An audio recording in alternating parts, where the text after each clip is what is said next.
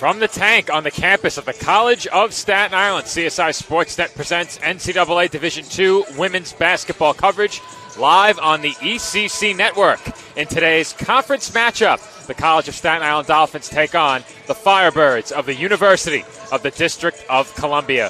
Good afternoon, everybody. My name is Joe Foreman, alongside my broadcast partner, Sal Caruso. And Sal, once again, a playoff rematch from last year. However, this time it is the Firebirds who will be looking to get a win back, as the Dolphins hit the road in the opening round of the ECC tournament last year and knocked off UDC to advance to the conference semifinals.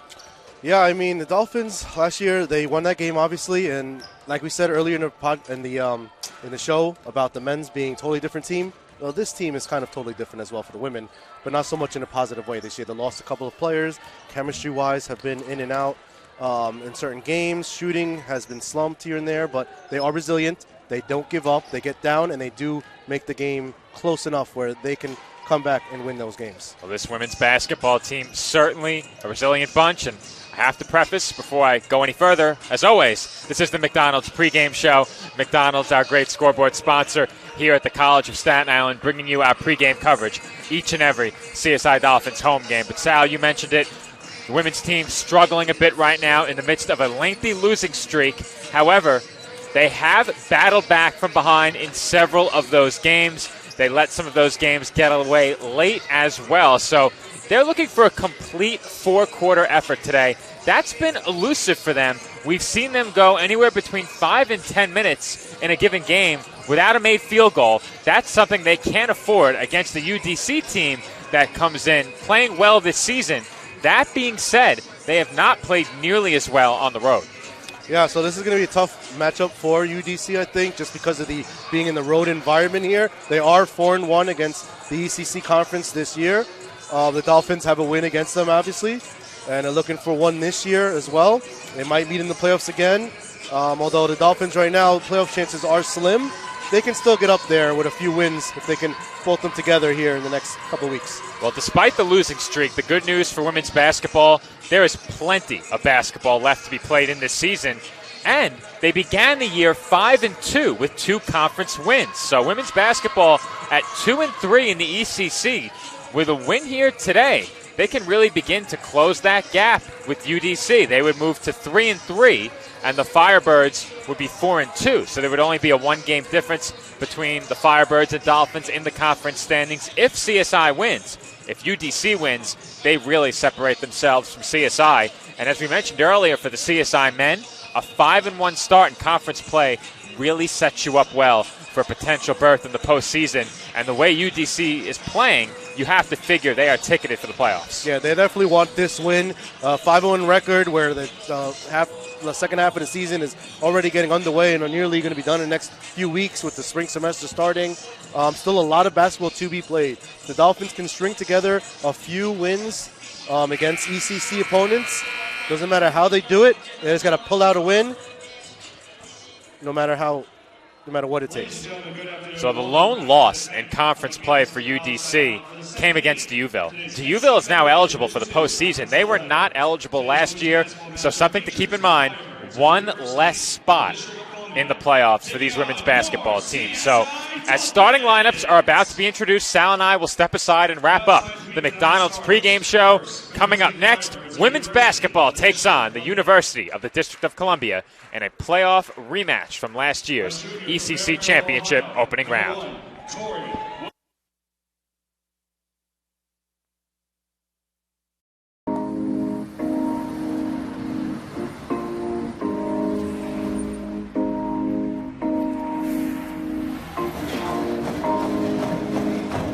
My dad was a soccer coach and bought this little book bag. I could sit in the book bag, like facing backwards and look like my legs out. So I'd be in his book bag when my dad coaches and the ball's going around. I'm like kicking at the ball in the back. And my dad's like, "We have a prodigy." So he put me into soccer and it just progressed from there. The catalyst was the opportunity to play soccer at a Division II school. I loved the team. They brought me in like I was one of their own. The professors help out so much. They actually care about developing me, not only so I just memorize the material and able to take a test, but am I able to apply the information. I don't feel nervous asking them, hey, I'm not going to be in class, can you send me something? And they're completely fine with it and they understand, which is the best part. On my team, I thrive to work as hard as I can. I mean, whatever you do on the field, there's a positive correlation to whatever else you do. Be it personal relationships, homework, the way you carry yourself. I'm able to go out and become president of the Student Athletic Advisory Committee. SAC is consistent of like a ton of different backgrounds, and we'll come up with cool ideas for like fundraisings and having the opportunity to raise money for Make-A-Wish and knowing it's going towards a good cause. Not only motivates me, but it motivates the whole community. I've changed since I got to King University. It's really helped me to develop as a leader. I think it's honestly the best thing that's ever happened.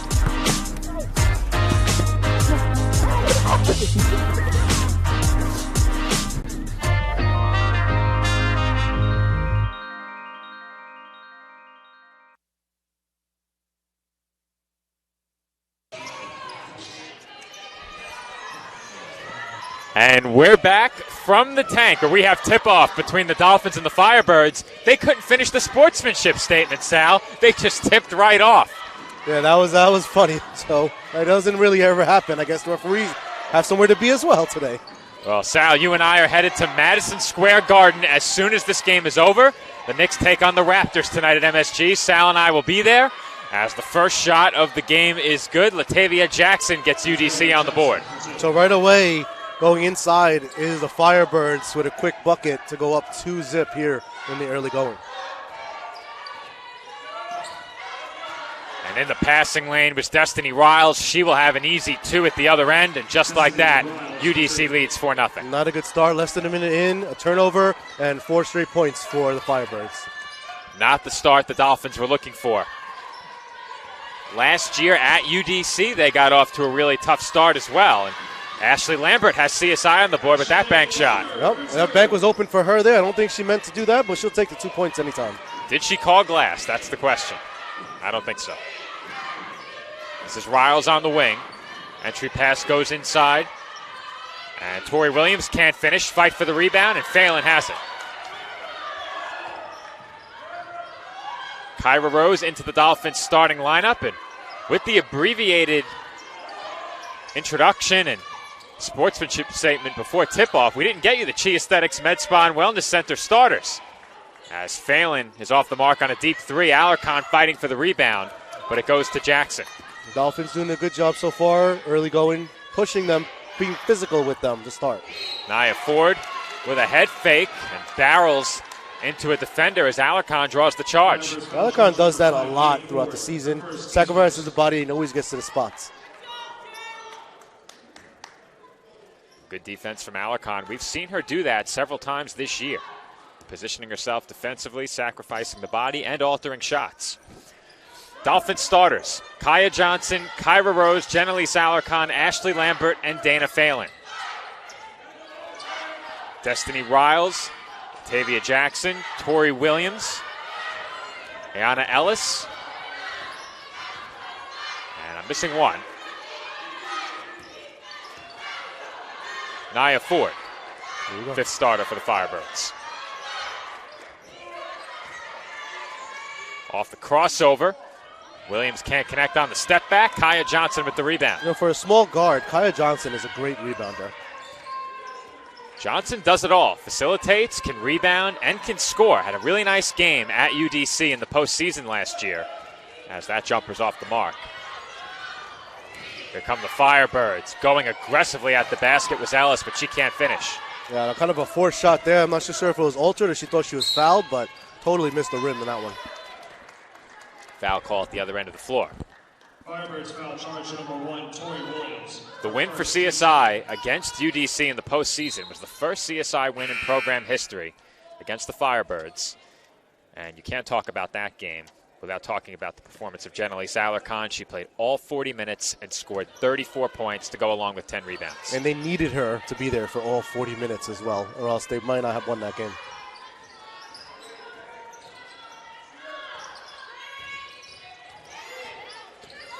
Lambert out to Johnson. So it was my mistake, not a part of the pronunciation guide, but Nia Ford's last name, I incorrectly pronounced it as Nia, so it's Nia Ford. Nia Ford. Noemiha Mosenge enters the game for the Dolphins. She replaces Alarcon in an early substitution, probably just a minute or two rest. Phelan inside for Rose. Rose backs in and almost got a very unorthodox shot to go. Strong move by Kyra Rose, why she was able to get it up there. Almost somehow bounced in with English, which doesn't happen very often in terms of a ball bouncing around like that. And with each passing game this year, Rose has become more and more a part of what the Dolphins look to do offensively. Her touches are way up, her scoring way up.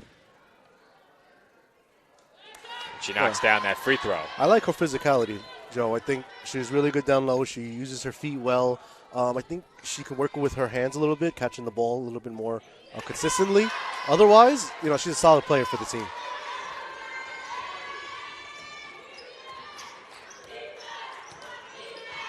Score tied at 4. Dolphins shaking off a bit of a tumultuous start quickly, but Destiny Riles puts UDC back in front with that jumper. Nice little mid-range game for UDC so far. They're showing. Lambert for 3, and she knocks it down. That shot was taken with pure confidence, Joe. Well, when Lambert is shooting with that level of confidence, that's a big boost for this Dolphins team that at times has struggled to find scoring from the outside. Yeah, they can get on those slumps that are not healthy for the Dolphins. That shot no good by Ford. Here comes Johnson. Johnson out to Lambert, and she traveled. Yeah, 100% she traveled. Moved her pivot just before she's about to start the dribble drive. Well, Lambert appears to be in score-first mode today, and we've seen what she can do offensively. Had a 20-point half earlier in the year. Yeah, she can definitely get hot quickly, too. She's a consistent player, too. I don't think I've ever seen her in a real shooting slump. Every game she brings it, it's just a matter how many shots she takes. Today she's looking to be aggressive for sure.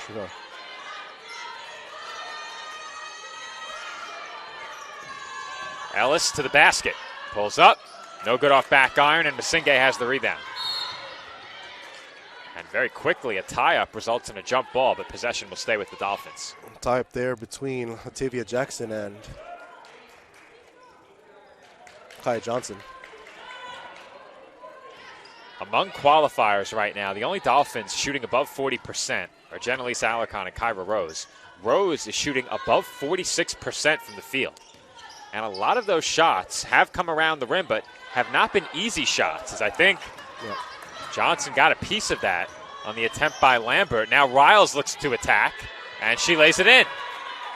And here you go. Firebird is just pressuring the Dolphins in the inside right now every single time down the court thus far. Riles just so explosive to the basket.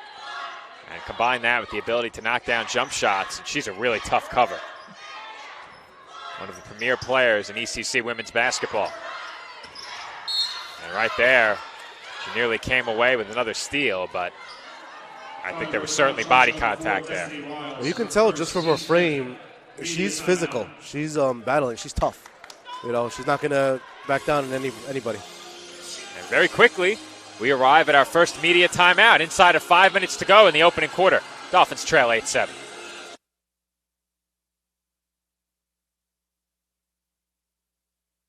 Chi Aesthetics Med Spa and Wellness Center. Our approach to beauty and wellness begins with a holistic plan tailored to the unique needs of our patients. When we consult with patients, we let them tell us what their problem is. We don't tell them what the issue is. We find out what they're looking for, and we discuss, and then we give them options. If you're looking to achieve radiant skin, you've come to the right place. We offer hydrofacials, microneedling, Opus Plasma, peels, facial and laser treatments, laser hair removal, body sculpting, fat freezing, hormone replacement therapy, Botox, IV drip therapy, and more. We are open Monday through Saturday and are located at 720 Forest Avenue, Staten Island, New York, 10310. We hope to see you soon. Visit our website at www.chiaesthetics.com for more information. Kyra Rose at the line.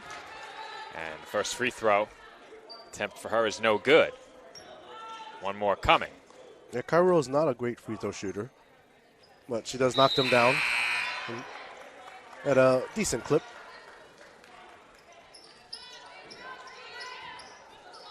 You know, Joe, I'm surprised I haven't used any of Clyde's phrases yet for today. You still have time. Yes, this is true. You still have They're plenty of fresh in time. my mind, too, with all the Knick games I've watched this season, but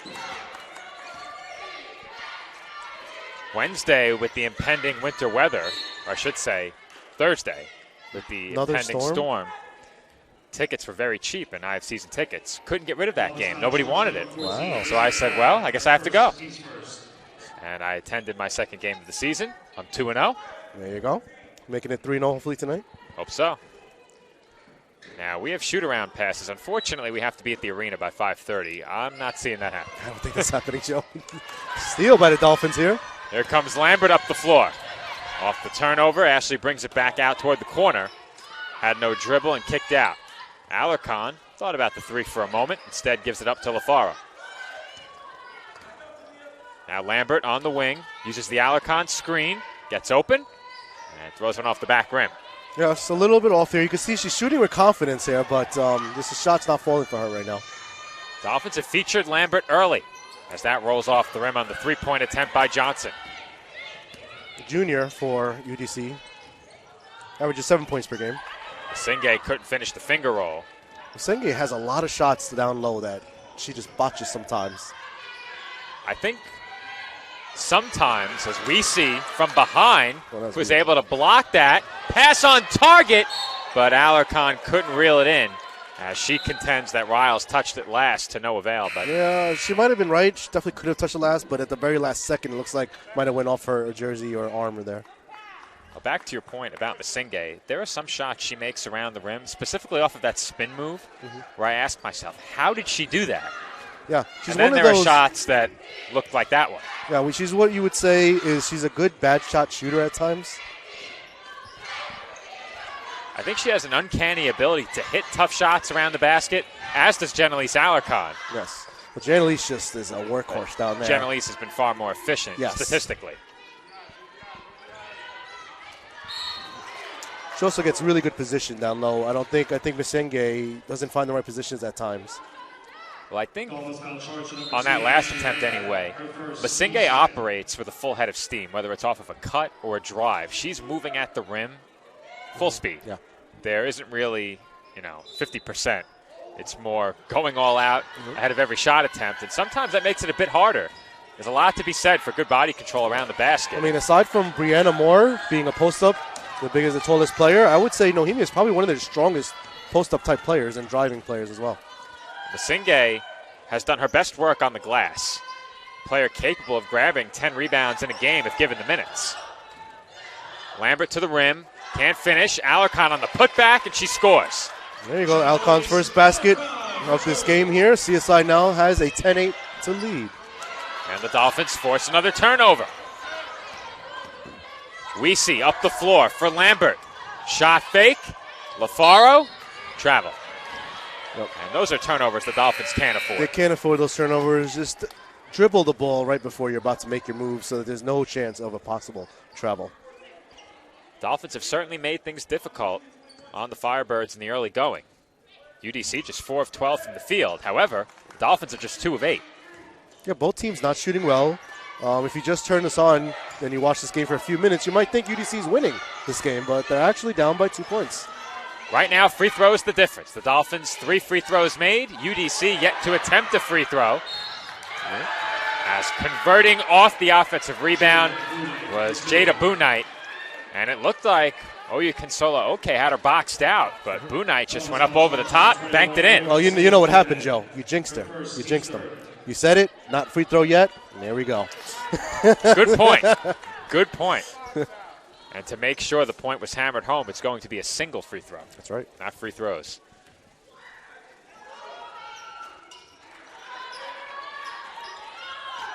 UDC back in front by 1. Okay, drives the baseline. Double teamed, lost it, and turns it over. Another unforced turnover, Joe. That's about the third unforced turnover. That's a tough spot to find yourself in when you drive that baseline and are met with a double team. Yep. That's when you got to have eyes in the back of your head like Nikola Jokic at times. Those are the kinds of double teams that, as an offensive player, you hope to anticipate. Yep. Three-pointer on its way, and that's good by Williams. Now Now officially it's a 2. A little bit of momentum for UDC now in the last minute.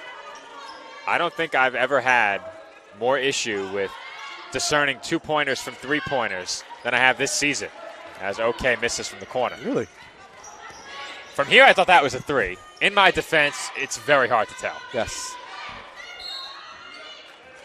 And a foul is called away from the ball. That's 14 fouls on the Dolphins. One more will put them in the bonus. No first, team's fourth. UDC already in the bonus, so any foul they commit, Dolphins will be going to line in the last 90 seconds here, 92 seconds. A couple more substitutions for the Dolphin as Kai Johnson re-enters now in the last 90 seconds.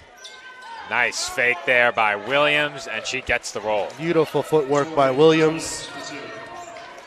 She is 6 feet, junior from Ohio Fairfield. I talk about it all the time. Finding players with great footwork and control around the basket at the collegiate level, not an easy thing to do. No, not at all. Footwork is something that you learn at an early age, and you practice and you practice and you practice to be great at it. That's not something you could just be really good at from the beginning. That was a skill I never had as a player. I was more of downhill, attack the rim, and use my size. I was always that kind of player. For me, when I got older, I had to use my footwork more because I wasn't as agile. You're deceptively quick, Sal. That's the key word, deceptively. I'm saying you're quick. Yeah. Someone might not expect the level of explosiveness that you possess. Well, that's how I get by people. Until they realize that, and then they just beat me to the spot, and then I'm screwed. I think the advantage I have playing, aside from being taller, is that people look at me and say, man, I can't post that guy up. Yes. You are hard to post up. You're a strong upper body. It's just like, I cannot bring you down. Well, now we'll pass there by Phelan UDC. intercepts the pass. Now Rose to the rim. Tied up. Good defensive play there by Hill. Jump ball. And a travel is called against the Dolphins. That all started with that defensive play by Tania Hill. I don't agree with that, Joe. I would have agreed with the jump ball. She started trying to rip the ball away, and then they're going to call her for a travel for trying to rip the ball away. I don't like that call. Phelan again with active hands pokes that ball away. Here comes LaFaro. LaFaro, bounce pass for Rose, and the bank shot will go. Looked like it could have been an and one as well, but nothing was called. Great pass by LaFaro. That was a great feed by Lizzie LaFaro to set up Kyra Rose. Rose now has 5, tied for the team lead in scoring. Williams, too strong from 3. Rebound by Ellis. Williams pulls up. That's way off. And the Dolphins will have 5.4 to get off one more shot. So far in this first quarter, the Dolphins are only shooting 27%, yet they're only down by 1 point. Johnson will roll it ahead for Phelan. 3 seconds to go. Phelan from way downtown. No good. And that will do it for the first. That was on target. Just a bit strong. And the Dolphins will trail by 1 when we start the second quarter. Our score through 10 minutes. UDC 15, Staten Island 14.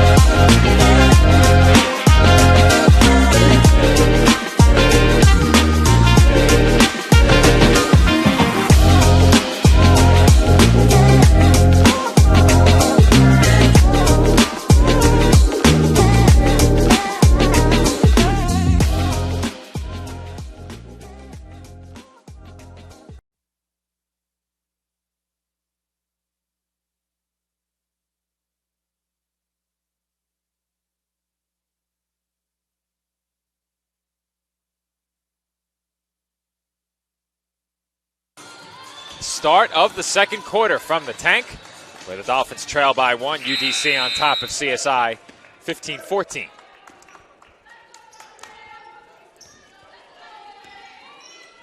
Firebirds will possess it first to open up the second quarter. Free throw shooting, the Dolphins were 5 of 6 in that first quarter. Excuse me. Ford had that ball poked away. Here comes Lambert to the rim, and she threw up a wild shot. It's rebounded by Rose. Kick out for Phelan. She fakes and fires. Too strong from 3. Rebound to UDC. Good move, just no result for Phelan. Long pass goes up to Ford. She attacks Rose. That's an out-of-control shot once again. No good. Seems like both teams just kind of throwing up shots at the rim right now very quickly. Feed inside for Alarcon. She goes up with the left and banks it in. So tough is Janelisa Alarcon down there when she's on the post. She just has a quick little spin that always seems to work for her, an advantage no matter how tall the player defending her is. She's ambidextrous and is a very good bad shot shooter. And right there, she had a nice contest on that attempt inside by Jackson. Johnson for Phelan.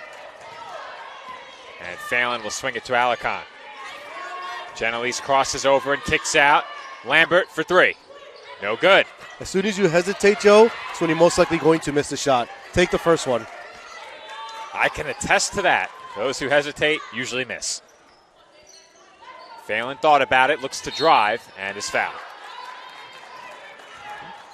Physicality of this game so far, Joe, seems to be on the.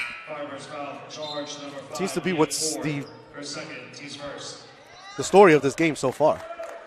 Well, I am certain that the Firebirds have not forgotten about last year's ECC Championship tournament. Right now, the Firebirds sitting atop the conference alongside Damon.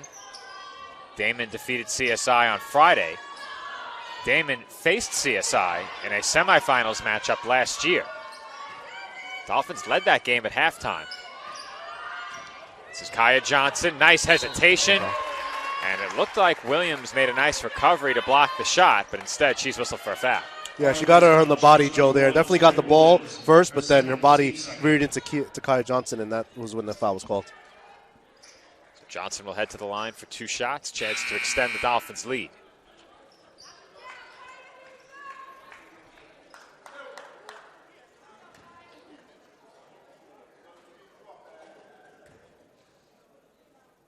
First free throw is good.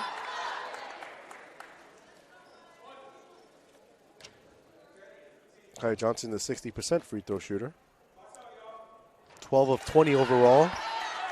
14 for 22 now. Yep. How's that for some quick mental math? Dolphins lead it by 3. Feed inside. Back to the basket was Ellis. They work it out to Riles. And she buries the 3. Nothing the Dolphins can do there. Just great ball movement by the Firebirds to find their spot. They're really playing an inside-outside game right now. This is Johnson. Now Phelan on the wing.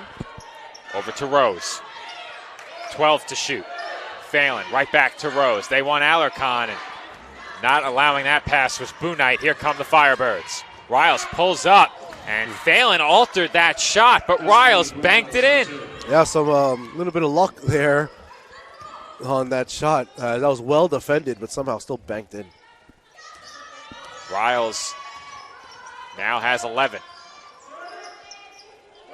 This is Johnson in the corner. She looks to drive and was fouled.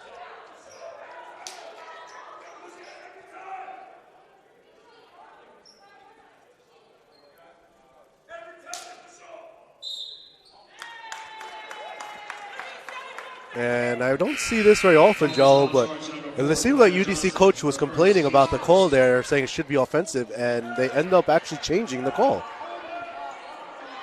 I wasn't sure what to say because the foul was clearly whistled against the defense initially, and then it didn't seem like there was any discussion, just a reconsideration, and then the call was changed. I don't think I've seen that very often. You don't see that often, no. Definitely do not. Riles for 3. And that's good. Again, you could tell how confident and how good she is. She has a swagger to her right now, giving UDC the lead. Riles 5. now is 14. Asingay on the wing.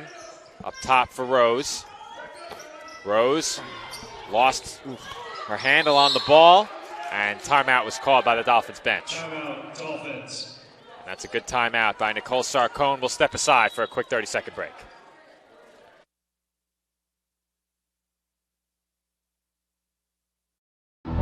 Being a champion takes more than skill, more than endless drills, more than using your head.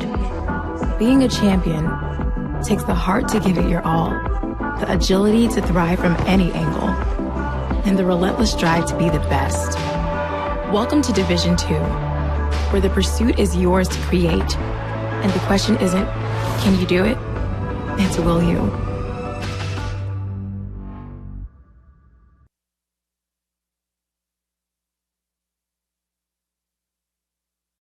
Being a champion takes more than talent, more than the perfect pass, more than using your head. Being a champion takes the spirit to always push harder, the ability to overcome any hurdle, and the fire to be the best. Welcome to Division 2, where the pursuit is yours to create. And the question isn't, can you do it? It's will you?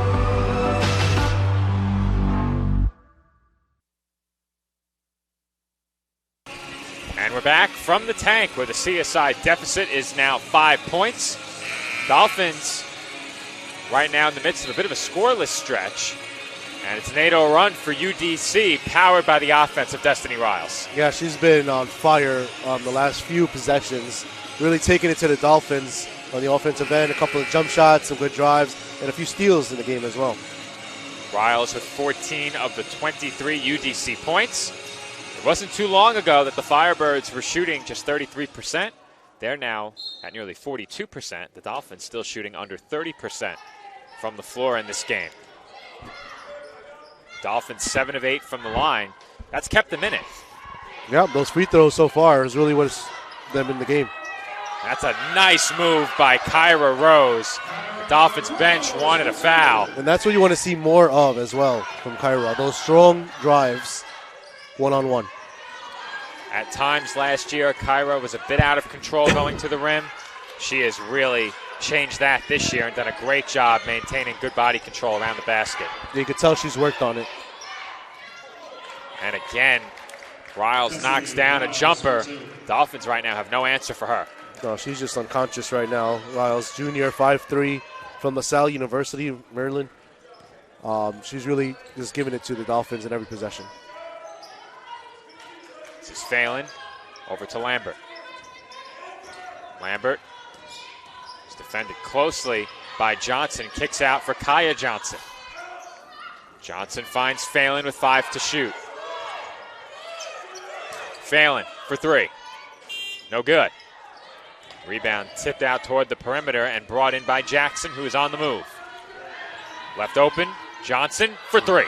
And that was nothing but net, Joe. Fast break 3 there for UDC, and that puts them up 28-20. Latavia Jackson to Lacey Johnson for 3. And the Firebirds now lead it by 8. 4 Dolphins waiting to check in as Lambert was fouled. Wholesale substitutions here. Line change. One short of a line change. Obviously. One short. I've called some hockey in my day. And I have never. Although it's very fun to watch. I've heard that it's even more fun watching it live. Got to do that one day. There is no in-game experience like a Rangers game at Madison Square Garden. As Alarcon banks in that shot. A Phillies game at Citizens Bank Park also a very nice experience in the playoffs. Interesting. Got to attend a few playoff games last year as a Phillies fan. That's an air ball, and the save goes straight to the Dolphins. Weesey being pressured along the sideline, gave it up to LaFaro. LaFaro had her pass swatted, and the cheerleaders take evasive action. I'm not so sure why LaFaro's trying to pass that. She looks like she had the open layup for a split second and decided to get it over to Jane Elise, who was defended by 2 UDC players. Watching LaFaro play these last couple of seasons, I expected her to go with that running floater in that spot, but there was a lot of traffic. Yep. Dolphins still have 14 to shoot, and UDC simply will not allow Jenelise Alarcon to catch the ball into the basket. Just another turnover for the Dolphins. That's their 9th. Feed inside, Ellis. Good defense by Masinghe, and she forces the miss. Good defense there by the Dolphins.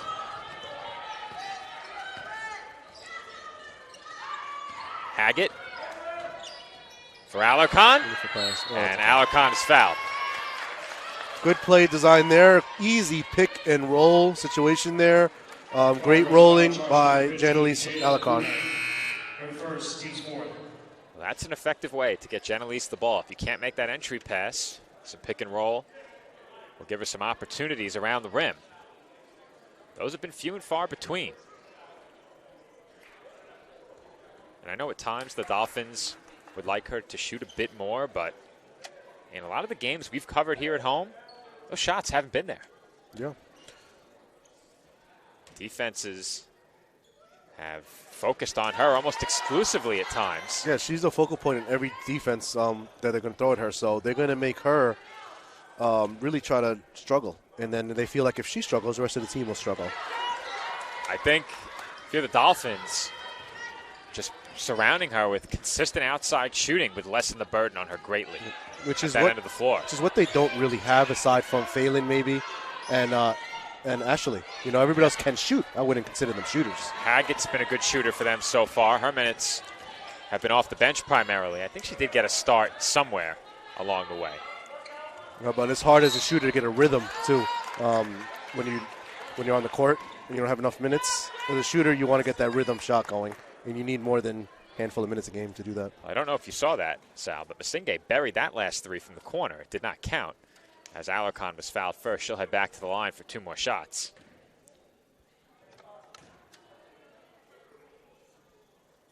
Unfortunately, it did not count. They need as many points as they can get in this game.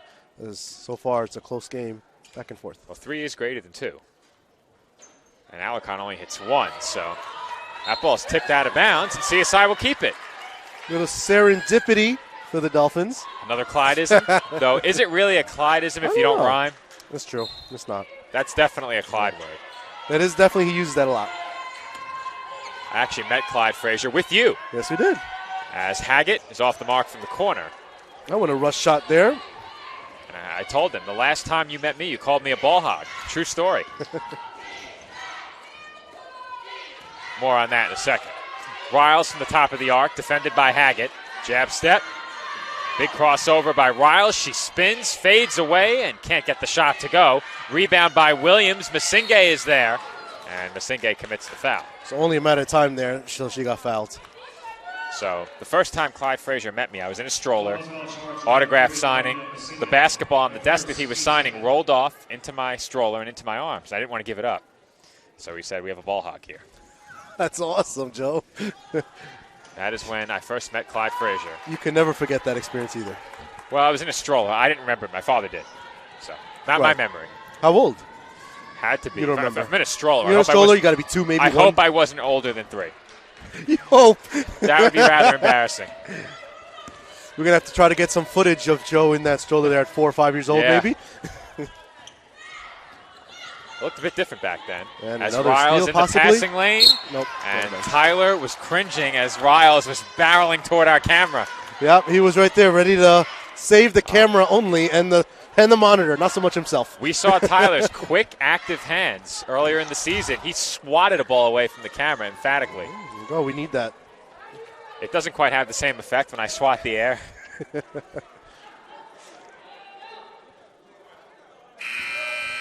Substitution coming on for the Firebirds. Tania Hill will check in. Dolphins still within striking distance, only a 4-point game with under 3 here in the first half. And UDC in the bonus, so some aggressive play by the Dolphins. Could find themselves at the line.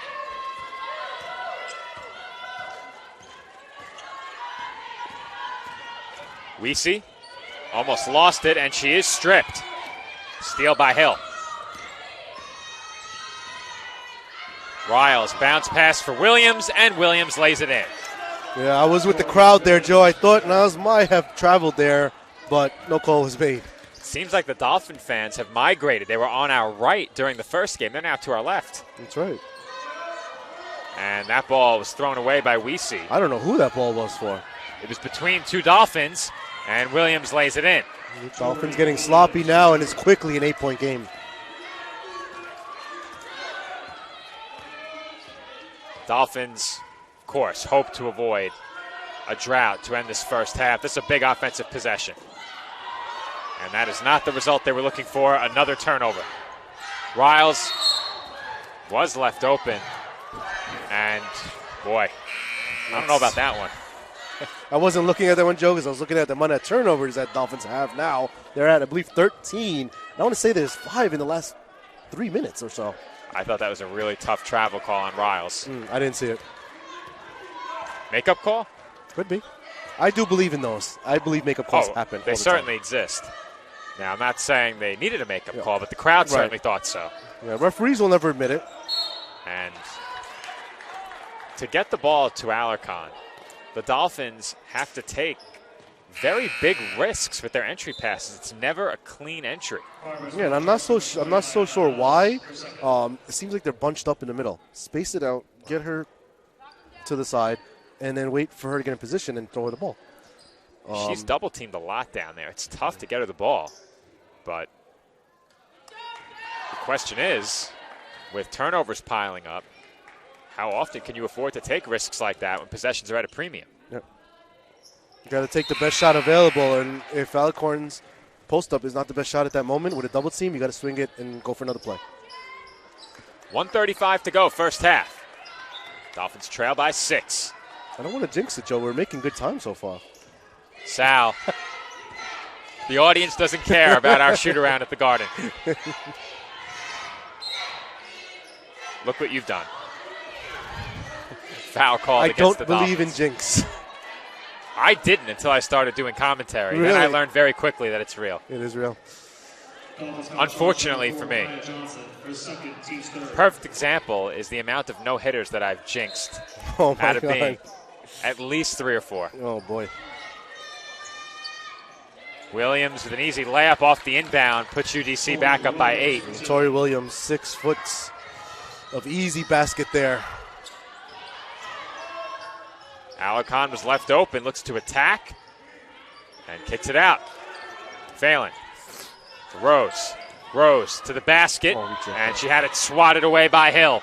Here comes Riles up the floor. Over to the wing. Johnson, short from 3. And the Dolphins look to run back the other way. Outlet pass, Rose. And she throws it to the wing. Lambert, corner 3, is good. Ashley Lambert from downtown. And that's the type of ball movement you want to see. That was crisp, clean, from one side to the other until they found the open man. And this time it was open woman was Ashley Lambert. Dolphins back to within 5. CSI should get one more shot before halftime.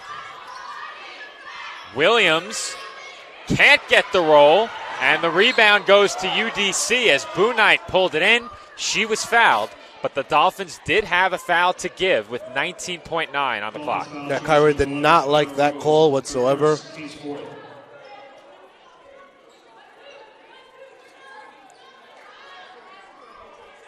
Well, one of our janitors, Pete, getting in on the broadcast as Alarcon is fouled on that rebound. Pete is getting fired up. I'm going to have to tell Pete at halftime to take one step to the left. Long time custodian here at the College of Staten Island. Yep, there have been nights where I've wrapped up games in the office. I thought I was the only one here, and behold, Pete makes his way down the hall. That's Petey for you. More free throws for the Dolphins here, and they need every single one of them. Free throw no good by Alarcon. We have Pete and Pat up top. Pat Gilorenzo, our camera operator today. Pete keeping the building clean.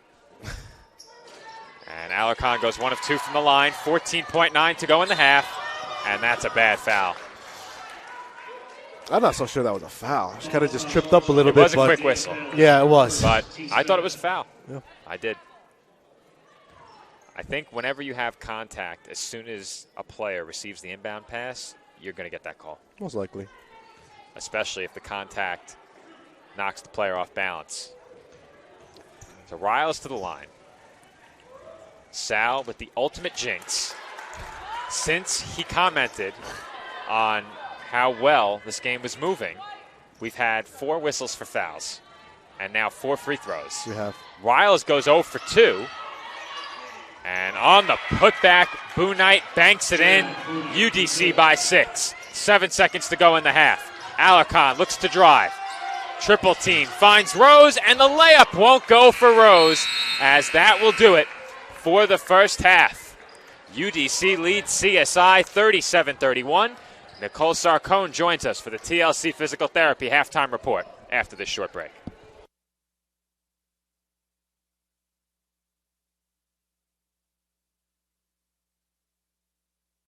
My path to a college degree would have been completely different had I not run Division II cross country for the University of Mount Olive. Having an athletic and academic scholarship was key for my success. Our coaches were really helpful with balancing out my academics and athletics. I decided to attend graduate school because I wanted to become an athletic director. Receiving the postgraduate scholarship through the NCAA provided me with the flexibility to choose the school that I wanted. So now I know that I can accomplish any goal that I set for myself. As a student athlete in college, I first got involved with the NCAA at the national level. It was through the Student Athlete Advisory Committee, SAC, gave me an opportunity to advocate on behalf of all student athletes, to affect change and to make an impact. The NCAA is giving the student athlete a platform to voice their concerns and to be able to advocate for what's going to affect their well-being. The policies that are being put in place are speaking towards academics, they're speaking towards well-being, they're speaking towards fairness, creating a culture so that the student athletes have the best experiences possible.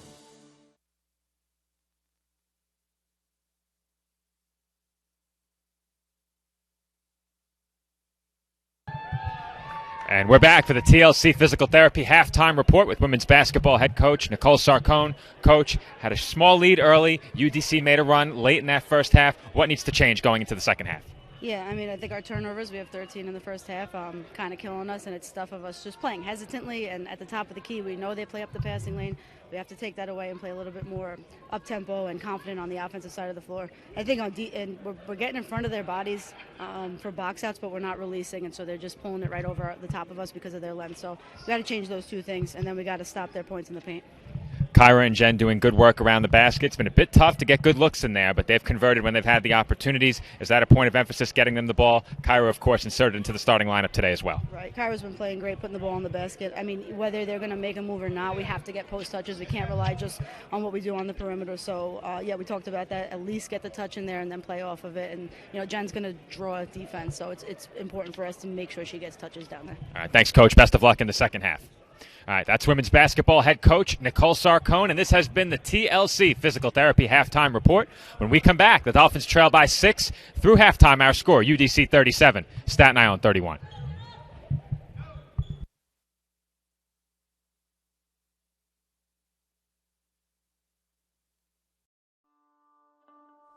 Basketball has a special place in my heart because of the experiences it has given me and the purpose I have found along the way. Basketball taught me that success doesn't require perfection. Rather, I should pursue excellence in everything that I do. Basketball has led me on a journey where I've accumulated numerous life lessons to value relationships, practice integrity, and demonstrate commitment. I've learned to welcome mistakes and not only accept adversity, but embrace it. It has the unique effect of eliciting talents in someone which would have otherwise lain dormant. It is something that builds character, an element that is essential to a player's growth and development. You sometimes wonder if all the mornings and late nights are really worth it. Then you look to your left and right, and you see your teammates beside you, and you know you're not alone. And it's comforting. When you're part of a team, there's a special joy in playing for something bigger than yourself. Basketball taught me how to embrace a community. Like music, it brings people together. When you make contributions to your team, your program, it's a rewarding feeling knowing the impact you have on the larger community when you observe how much it inspires the people around you.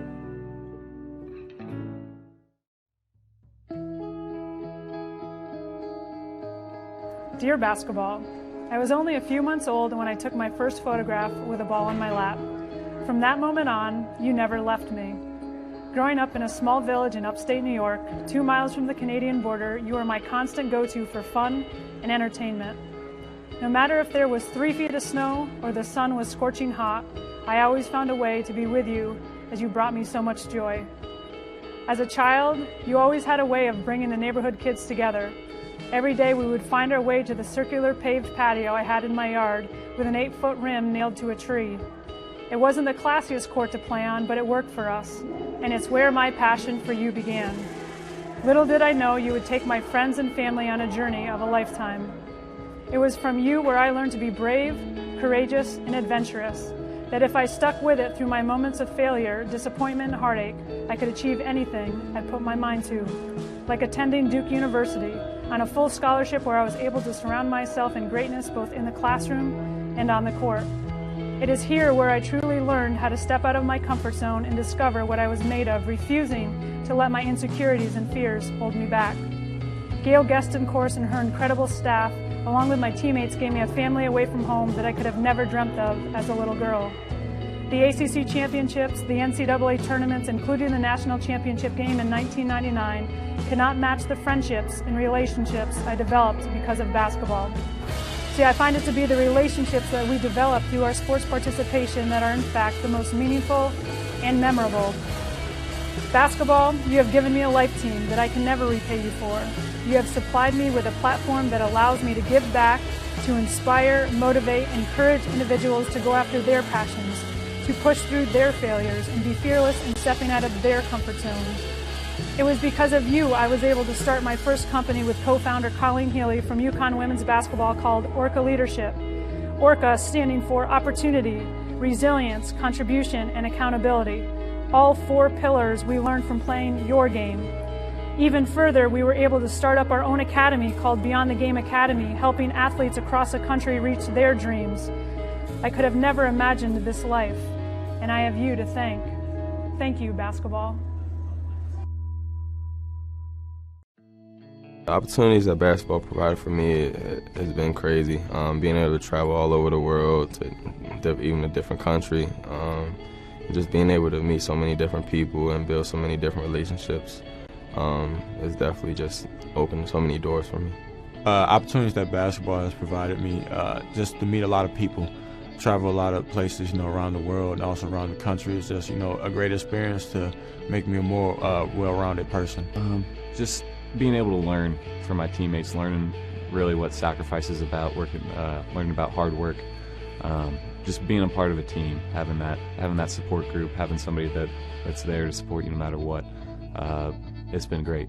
Basketball has given me a lot of opportunities. Obviously, just traveling and coming here, this is special. And we went to Spain over the summer, and I'd never been out the country before that, so it was special. And obviously, just giving me a free education.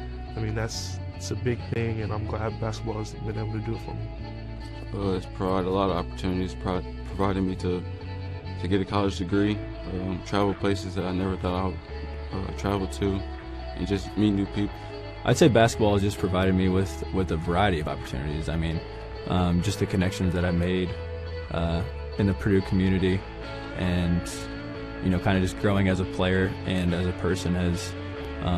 I'm definitely blessed and grateful to have all these opportunities. Dear basketball, since I was a kid, you have always been a way for me to clear my mind of everything going on in life and just have fun playing and competing. You led me to seeing you where I've become a part of a close-knit basketball family. You've let me build relationship with my brothers that not many people get to experience, and these relationships have been able to grow and will certainly last a lifetime. You have taught me that this sport is more than getting the best stats or winning the most games, but it's about enjoying the experience, making a difference in the community, and always competing at my highest level. Through great leadership from Coach K and other coaches, you have given me top-of-the-line resources to learn not only about the game, but about life and being a man of integrity and humility. I would not be the person I am today if it wasn't for you, and I am forever grateful for the lessons you have taught me and the memories that I will have for the rest of my life. College basketball has provided me with a platform to not only have fun on the court and be around some amazing teammates, but also kind of supplement academics with just another side of the Notre Dame experience, because sports are such an important part of the tradition there. And being a part of the Notre Dame sports tradition in any way is just an incredible honor. It's amazing. I mean, just being here all week, there's just so much like recognition for such an amazing sport and such amazing teams that are here, and to be a part of that in any small way is just incredible, and I'm so lucky to be here. Just the value of determination, perseverance, and self-confidence in getting where you want to go in life. I've definitely learned a lot being around a team of such like strong, inspiring women, and I can only hope to emulate like there's talent on the basketball court in other parts of my life. I'm a computer science major in Notre Dame's College of Engineering, and I was really drawn to it because I've always kind of loved math and science, and it's a really fun way to apply problem-solving skills to like different situations, especially in today's day and age where technology is becoming such an integral part of society. Just figuring out different ways I can contribute to that, I'm really excited to see where it'll take me in the future. I mean, I think just the general mindset of like approaching something from like how can I solve this in not only the best way but the most efficient way, because there's a big emphasis on that in a lot of my classes, and just kind of seeing how, you know, the sports world and like the academic world can overlap, even with just like the GPS things that we wear during practice to keep track of like how hard we're working. Just the technology behind that is super interesting to me also. When I first came to campus, I was hoping to get involved in the women's basketball program in some way, and I applied to be a manager, and I thought that would be an awesome opportunity, super excited. And then I got an email about walk-on tryouts. I'm like, oh, this would be a great way to like go meet other girls to, you know, play pickup with. I had no idea it would lead to any of this, trust me, but I'm so glad it has. And after that, that's how I met some of the women's basketball people and how I got connected to be a team manager for the program. So I started doing that first semester of my freshman year, and then, as you probably know the story, last year with the 4 ACL tears, they just needed another practice player kind of thing. So I turned from a manager to a walk-on and got the opportunity to go in some games, just help the team out any way I could, and that was an incredible ride, obviously ending with the championship last season, which was amazing. And then same thing this year, kind of just some injuries happened and they needed someone to step up. So, I mean, I'm here to be whatever they need me to be, and I'm so blessed to be a part of this program in any way. Kind of going between the manager and walk-on role, I mean, it is a different type of thing I'm doing, but it's still being around the same girls every day and just being around the team. And for me, that was such a valuable thing. And again, like, I guess my passion for basketball and how much I just love the sport kind of made that seem easy. Not really something I thought about a ton, just because every day it wasn't about like what I could do. It was just about kind of getting out and playing the game I love every day and just being around it in any way. Basketball has given me everything in my life. Like, it's given me a chance to get a college education. You know, it gives my families to take like trips to these cool tournaments we go to, and most importantly, my relationships with the people I've met throughout the years, and Coach Izzo down to my junior high coach. You know, it's provided me with great relationships with teammates and, you know, guys that I'll be talking to for the rest of my life. Basketball has provided me with just obviously the education portion of it is huge, and also just the relationships I was able to build with my teammates, guys on different teams that go to my school, like the football team and the soccer team. There's also just the relationships that I'm able to build outside of, you know, athletics, and that's just, I believe that's huge, just being able to go and meet new people, especially at a big university like Ohio State, and just kind of get your network around and just see the way different people think and react to things. I'd say basketball provided me with, I guess, the opportunity just to be around good people and meet people that can help me in life and give me a free education and be able to somewhat set myself up for a better life. It has offered me the opportunity to go to college, to leave my hometown, travel the world, build outstanding relationships and friendships. I'm forever grateful and owe a lot of gratitude to the game of basketball and to God for putting the basketball in my hands. So basketball has really blessed me a lot.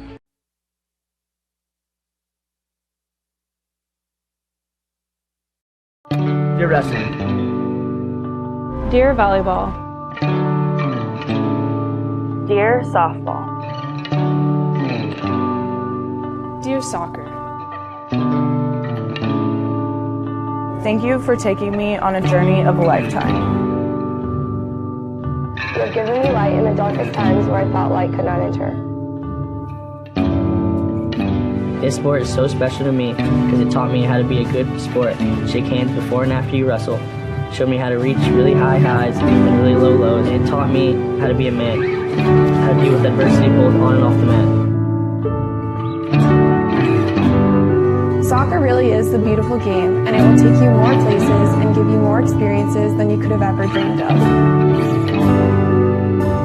You have taught me that this game is about so much more than myself and more than the wins and losses. It's about the impact you can make on people and difference you can make in this world just by playing this game. My coaches and teammates have taught me more about volleyball and about life than I thought was possible to learn in 4 years. I want to thank you for the life you've given me. Not the wins and losses, but the purpose I have found in you. You've taught me what it means to be a champion. Not a wrestling champion, but a champion of life. With you, there is no race, no gender, no rich, and no poor. There is just a ball, 2 goals, and a common language. When I'm faced with conflict and trouble, wherever life takes me, I will look back on my years of playing and know you have taught me how to handle it with grace. Remember to be grateful to the many people who have helped you along the way. Thank you for being so much more than a sport. This sport has given me everything and more. And we're back for the start of the second half from the tank. UDC leads CSI 37-31. Dolphins looking to snap an 8-game losing streak. They started 5-2. They are now 5-10 on the season. However, a win would bring them to 500 in the conference. In the second half, the Dolphins are only down 6 points. The way they are shooting today, they've shot so far in this game 33%, only made 2 of 12 threes. You would think that they'd be down by a lot more, but they're only down by 6. Played some tough defense. A few turnovers by UDC has really helped the Dolphins stay in this game.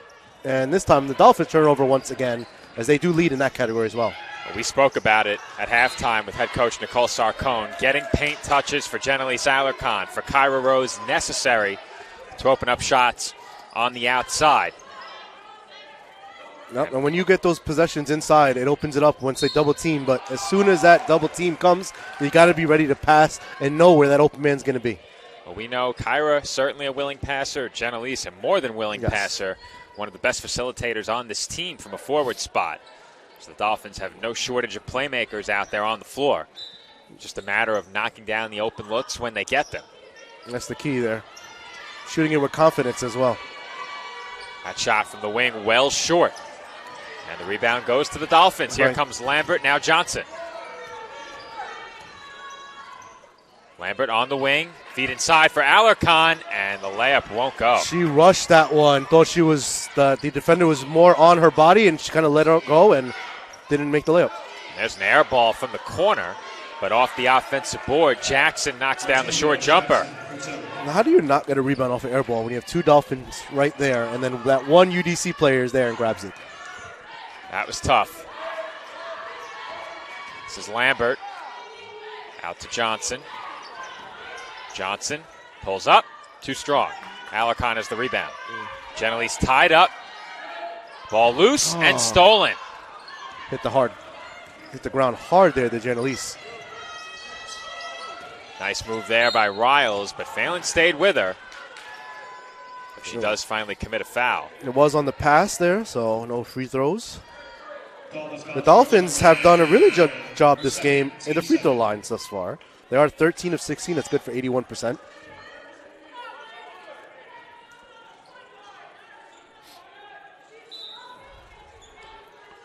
Inbounding is Destiny. To the corner. Riles fakes, pulls up. Tough shot. Won't go. And Alarcon snatches in the rebound.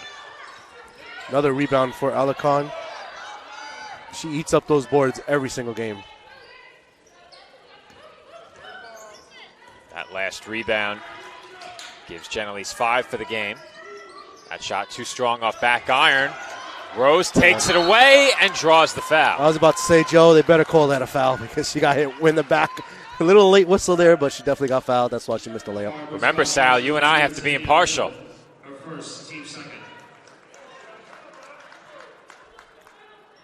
But do we, though? Yes. I mean, we are the Dolphins broadcast team, right? Technically, the state of New York sends me my paycheck. Technically.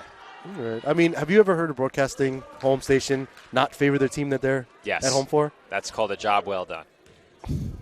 I disagree. I think you got to have a little bit of, not favoritism, but. I think you sprinkle it in. Yes, you have to. You save it for the big moments late in the game. You can tell whose broadcast team is calling the game. I'm not saying you shouldn't be able to tell. Yeah, that's what I was saying. You should be tell. able to tell. You can tell. That's exactly my point. As and travel a travel is called. Another turnover in this game. That makes a total of 25 turnovers in a game. Not uncommon for some of these women's basketball games we've seen over the years. This is LaFaro. Trying to set up a play here. Called by Sarcone. Out to Janelise. Back to... This is Phelan. Kick out LaFaro. Deep three-pointer. Is good. Lizzie LaFaro from way downtown. And she has that ability, Joe. She can hit big shots. She is not afraid of any big moment. And that is a big basket for the Dolphins. They needed that one as they are back to within 4. Timeout called. 7:30 to go. Third quarter. Dolphins trail 39-34. You know I'm right. The podcast that uncovers the origin stories of some of the biggest names in sports, media, and entertainment. Nick Durst here along with Joe Calabrese. Here we are, 200 episodes later, about 150 episodes with guests, our friends, soon to be your friends. Well, it's pretty clear, Joe, that it's all about You Know I'm Right, the podcast. That's my You Know I'm Right moment.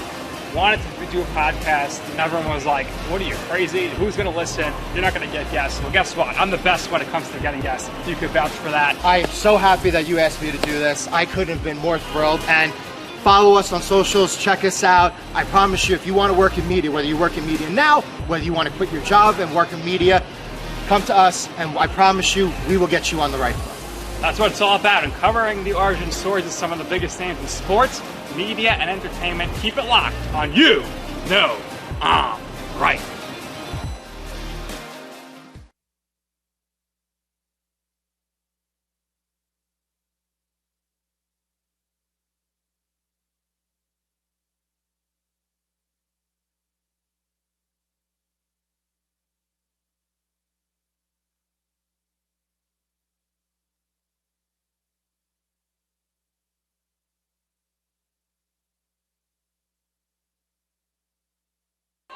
And we're back from the tank. Dolphins trail 39-35. I incorrectly said 34 heading to the break. But it's a 4-point game. UDC has it. Looking to extend their lead. That's Ford from the corner, and she knocks down the three. And just like that, off of the timeout, nice design play. Ford knocks it down for UDC to give them a 7-point lead now. Phelan took a lot of contact there near the top of the arc. Now LaFaro looks to drive, and she throws up an air ball, but a foul was called late. Yeah, she definitely got hacked across the arm there. Another late call, Joe, which that was a clear foul. LaFaro going to the line.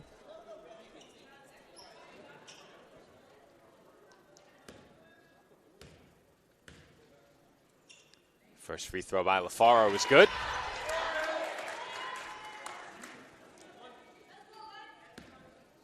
It's a good free throw shooter, LaFaro. 10 of 13 and taking many. Good for 77%.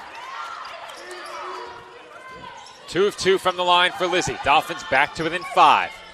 Dolphins pressure a bit, and that creates a turnover. And that's all we need is a little bit of pressure to force these turnovers. Great job by CSI thus far. To start this half, you couldn't ask for a better start so far in terms of the defensive end. Under 7 minutes to play, third quarter. Lambert from 3. Splash. Almost the same spot as Lizzie LaFaro previously. Back-to-back threes has the Dolphins within 2. Big shot by Lambert. And that will quiet the crowd just a bit. It's a pretty stop move by Latavia Jackson there. The quick little hop step and floater. Jackson makes it a 4-point game again. Phelan for Alarcon. And Genelise is fouled. By several Firebirds there. By several Firebirds.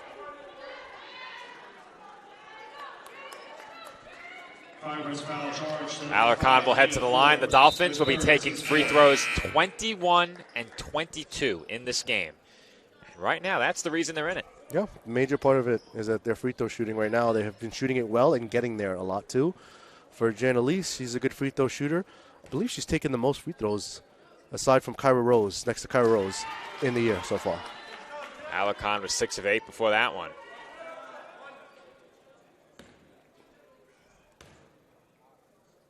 Alarcon, these will be free throws number 62 and 63 on the season for her. About a 75% free throw shooter.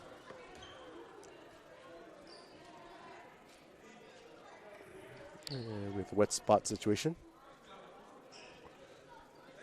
So they'll tend to a wet spot underneath the basket. Our very own student athletes helping out here. Thank you to Anissa Acosto, part of the women's softball team for the College of Staten Island.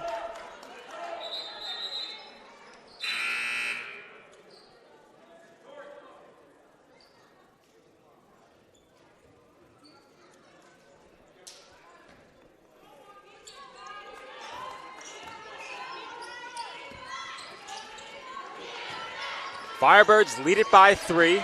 They have it with 6 minutes to go in the third. In the corner, Williams. Jab steps. Back out to Riles. Riles crosses over. Is met by LaFaro. Right back to Riles. They work it around the outside. Williams into the corner. Johnson, high arcing shot won't go. Rebound loose and pulled in by Alarcon.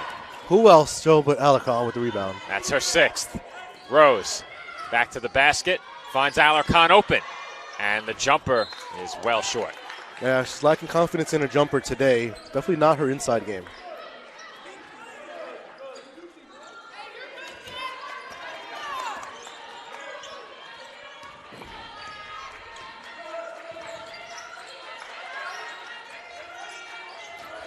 Williams over to the wing. Johnson left open, and she makes the Dolphins pay. And she could definitely shoot that rock. She's taken a few of those already, has hit 2 threes for them. Both pretty well contested. That's been the area of the floor where a lot of those three-point tries have come from. As LaFaro knocks down another. That one looked as smooth as ever from Lizzie LaFaro there. Big bucket to match their 3 in the other end. Men's basketball coaching staff love that one.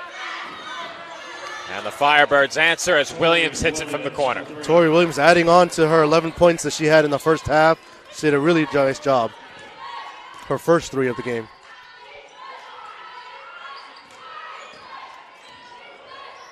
Lambert was fouled from behind.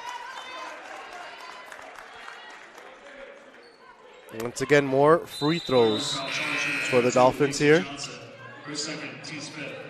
Free throws number 23-24 coming up, and we have a media timeout. So we'll probably be stepping aside in a few minutes. And we will take a quick break. 4:36 to go, third quarter. Dolphins trail by 6.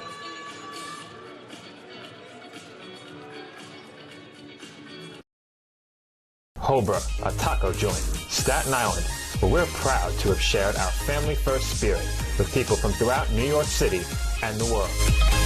With indoor dining available both at the bar and on the floor. Or step outside for additional seating and an outdoor bar. Serving beer that's crisp, ice cold, and worthy of a day at the beach. Cocktails that explode with flavor. And great food made with the freshest and healthiest ingredients available. Events feature food and drink specials, live music, and the best of Staten Island nightlife. Your CSI Student ID saves you 10% on your dine-in order at Hobra. Visit us at 412 Forest Avenue, Staten Island.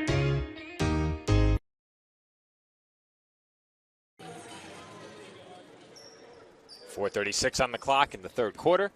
Ashley Lambert to the line for the Dolphins. First free throw is good. She'll have one more coming with a chance to make it a 4-point game again.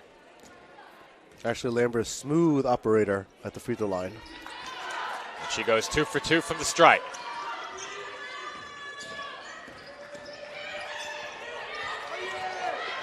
Nearly a bad pass stolen by the Dolphins, but UDC gets it back.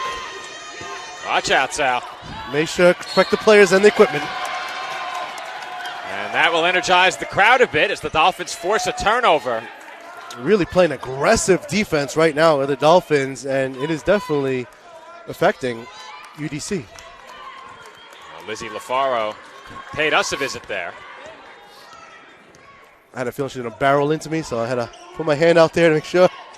Better than barrel into my hand than into the table. Masingay for Lambert. Up top, Phelan, open three. No good. Alarcon gets her hands on the ball, tries to save it, and it deflects off two Dolphins into the arms of Johnson. Johnson to the rim, and she lays it in.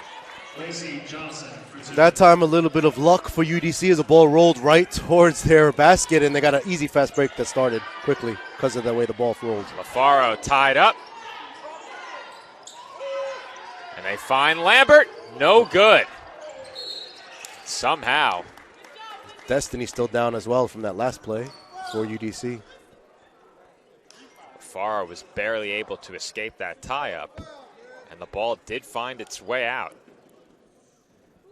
You mentioned it earlier, Joe. Very physical game thus far, and it continues to be like that here in the second half.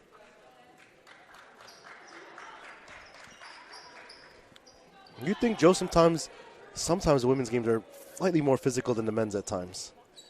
Can be. This has been a very physical game to this point. These two teams going at one another. The game last year in the postseason was a good one, as Johnson can't connect from three, and it was saved by Jackson. Feed inside. Williams. Double team, stripped, and it will stay UDC basketball. That time, nice defense by Nohemia. She has really good hands on the defensive end. It's got the size to defend almost any position as well.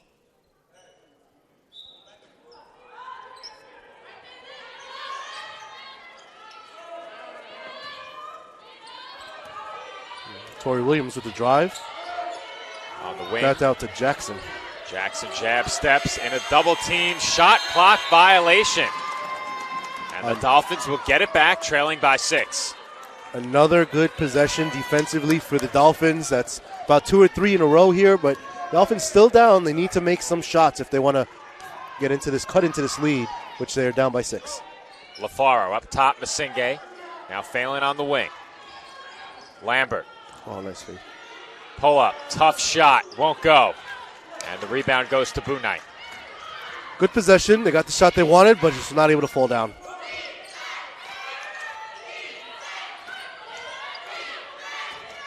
Williams tries to bully her way inside, throws one up, it was blocked. And then Lambert poked it out of bounds. Another tip pass from the active hands of the Dolphins. The Dolphins are only shooting 35% compared to 43 overall for the game. And off the inbound, UDC does not get that roll. And the Dolphins will gain possession. A foul was called, and CSI is in the bonus. Free throws, once again, for the Dolphins is what they've been their catalyst this entire game. What that kept them so close. They will certainly take it. This is free throws number 25 and 26 for the Dolphins. Not only that, they're shooting it at 79%. 19 for 24. It's an excellent number to be at the line in any game. Going to check the season stats in just a minute when we have a break between quarters. This might be a season high in free throw attempts for the Dolphins. She nails both free throws. Lambert goes 2 for 2.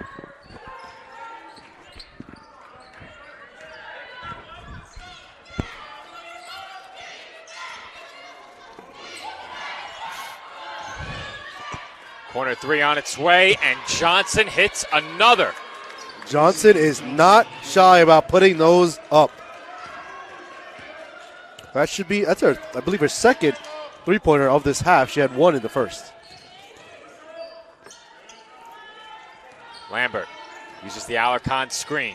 And she can't get a pass away. Lambert was surrounded, but Alarcon steals the outlet pass. and was then fouled. Great awareness by Alarcon there. Saw that we turned the ball over. As soon as that happened, she started to run back on defense, and because of that, she was able to get into the passing lane where they were trying to start up a fast break. More free throws coming up here for the Dolphins as UDC continues to pile up the fouls.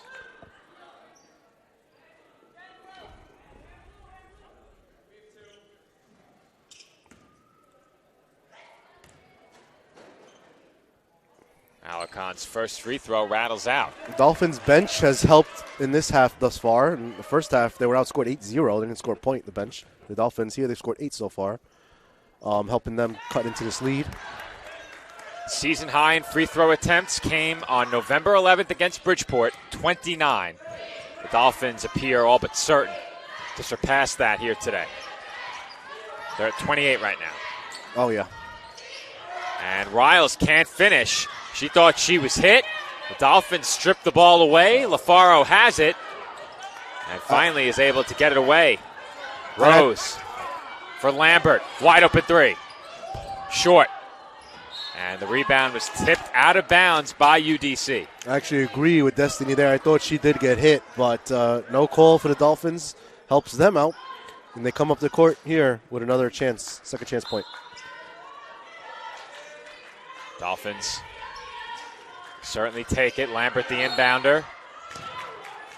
Foul away from the ball, looks like. Now, I think they called the 5-second violation. Oh, they did. You're right. Not a foul. 5-second call. You don't see that often. Good defense by UDC.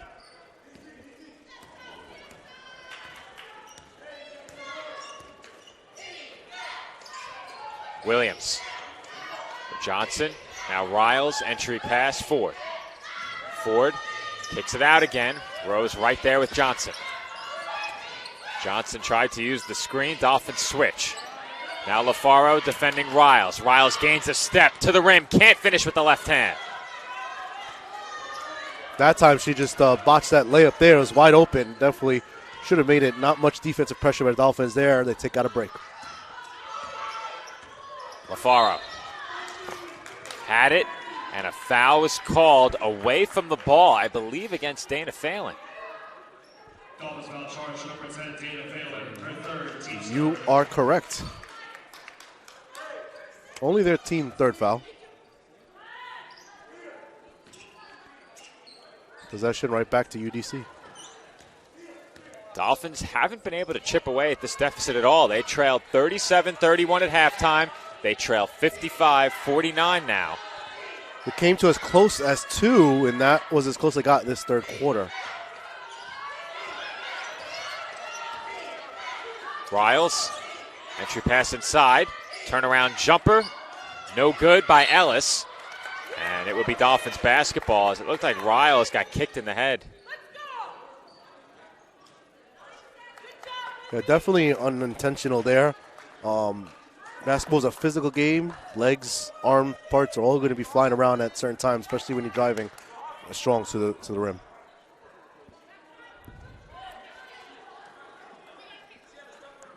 We hope that she is okay. She's getting up now. It didn't look like the contact was excessively forceful. Yeah. No, just a hard fall and unfortunate contact. 9 seconds to go in the quarter. Dolphins hoping to end this quarter a bit closer than they started. 7 seconds to go. Phelan on the wing. Uses the Alarcon screen, and Genelise is whistled for an offensive foul. And these foul calls right now are hurting the Dolphins' chances of trying to cut into this league just before entering the fourth. Kaya Johnson has 3 personal fouls. Phelan has 3. That was Alarcon's second. 3 seconds to go. Riles way downtown, no good. And that'll do it for the third quarter. 30 minutes in the books from the tank. The Dolphins trail 55-49.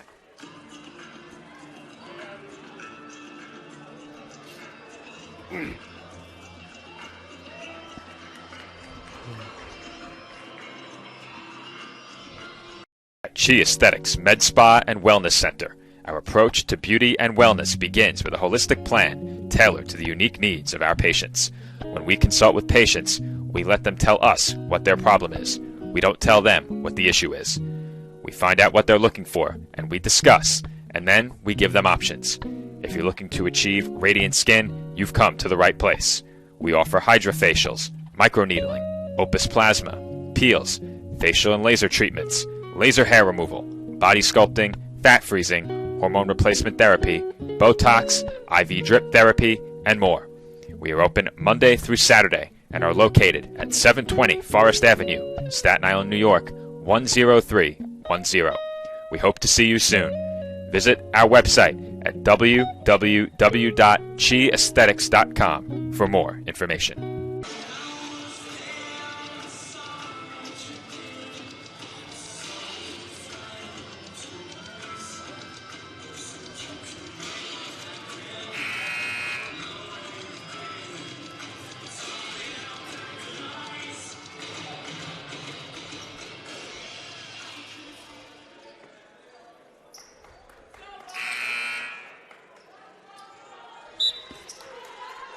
Start of the fourth quarter from the tank. The Dolphins trail by 6 points. UDC looking to avenge a loss in the opening round of last year's East Coast Conference Championship Tournament. The Dolphins looking to snap a losing streak. As that rolls off the rim on the attempt by Williams, Kaya Johnson has the rebound. The start you want right now if you're the Dolphins in the fourth quarter. Dolphins get a quick stop. This is Phelan for Rose. Rose attacks, goes up in heavy traffic and draws a foul. Good strong move. Rose going up against 3 Firebirds there. One of them hit them. And they'll give it to number 5, Nia Ford. Johnson re-enters the game for the UDC. Excuse me.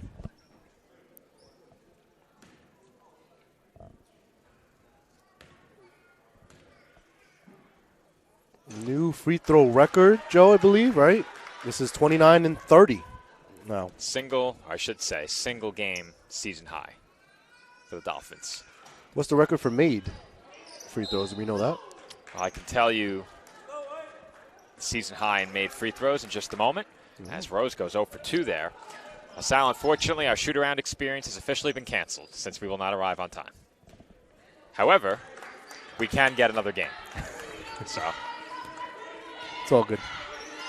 In the future, we'll pick a day where hopefully we finish a bit sooner.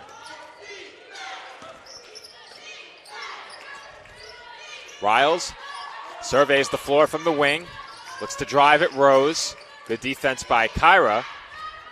And that shot was blocked underneath, but on the putback, Williams is there. It looks like Kyra came back hobbling on that play as well. Might have stepped on a foot there. We hope she's all right. Good defense, but couldn't finish it with a rebound. Dolphins blocked Ellis, but could not keep Williams out of the paint. CSI now trails by 8, and a foul was called underneath. And Ayanna Ellis definitely knew that was a foul as soon as it happened on the entry. Was hoping it was not called, but referee's right there on the call. 8-point game. It seems they've been hovering around 4 to 8 this entire time in the second half. Lambert, corner 3. Splash. Big shot by Lambert as that cuts it down to 5 again. 57-52 is a lead for the Firebirds. Feed inside, Jackson. Turnaround jumper won't go, and Phelan has the rebound. She's tied up, but possession arrow will favor the Dolphins.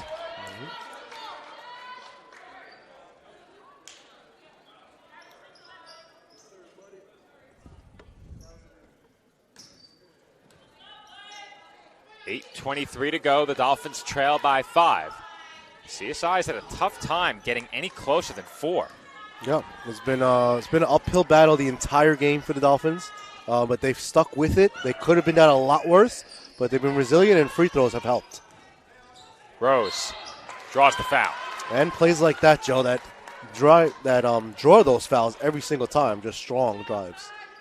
Well, the Dolphins have done a really good job getting to the line. We've said it many times already. unfortunately for CSI, they're shooting just 12 of 36 from the field and 6 of 20 from downtown. If you take a look at the shot attempt total for these two teams, you would think UDC has to be up by at least 20 points. Yeah, that's what I'm saying. If you look at the stats of this game without looking at the score, you'd probably think that UDC is probably up by 20. All you'd have to see is the field goal numbers. Yep. 24 of 61 for UDC, only 12 of 36 for CSI. You would be all but certain UDC must be leading by at least 15 or 20 points. Yeah, at least 10, if not double digits at least. But they're and they've not. hit more threes at a higher rate. So the Dolphins getting to the line has been a huge difference maker in this game. But they haven't been able to cash in all that well as of the last maybe 10 minutes. The largest lead has only been 8 for UDC. So the Dolphins have done a good job. And Riles defensively has been so good in the passing lane. That time she sacrificed her body, and that was a great timeout. It was. That was a great timeout. I thought for a second, Joe, that he was going to call a walk on a travel for sliding with the ball as she grabbed it, but they did not. John Nakpodia right on top of it. As soon as Riles brought that ball in, he called a timeout. And with that, we will take a brief timeout. 7:41 to go, fourth quarter. The Dolphins trail by 4.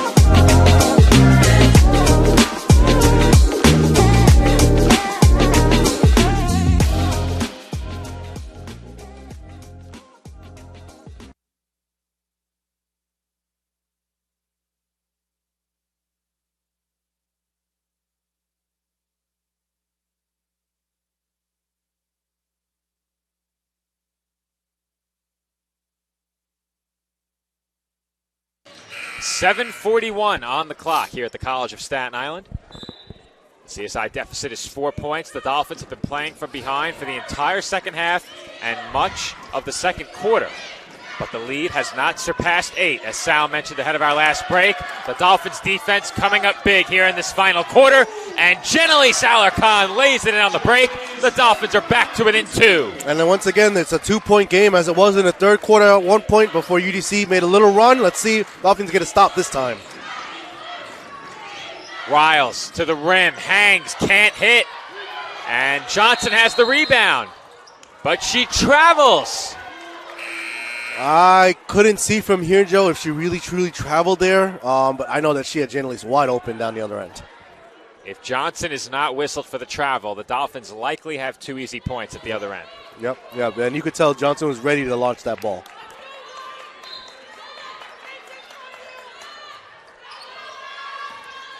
Williams backing down Rose, and Rose commits the foul. Yeah. Kyra had her arm on her the entire time. No ball whatsoever. Dolphins foul charge number 11, Kyra Rose. Her second, tees first.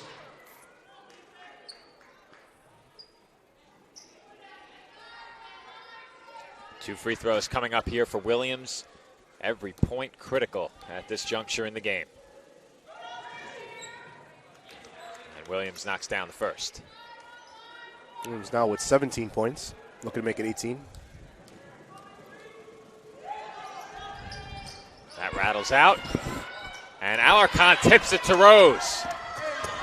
Rose had it poked away, stays with it. And now Johnson.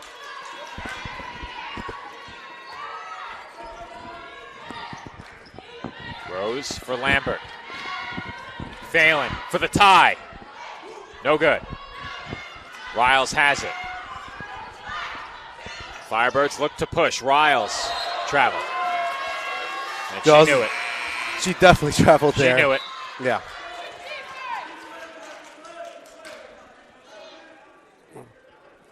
Sometimes what happens on those plays, Joe, when you're coming down the lane, you're hoping for somebody to get open, or you hope you'll be open as you get there. Unfortunately, she stopped, and none of those things happened, and hence the travel. This is Johnson. The Dolphins with another chance to pull to within one or tie, but instead they are whistled for another offensive foul. Wow. Lots of fouls here in this fourth quarter, Joe, in the first 3 and change so far, but the Dolphins only down by 3.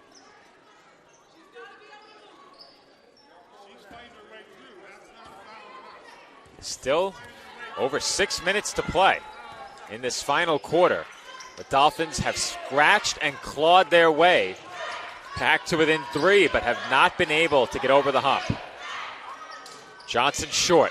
Alarcon tips that rebound, but Jackson tracked it down and lost it out of bounds. That time a forced turnover by the Dolphins as they gain possession. 18th turnover for UDC.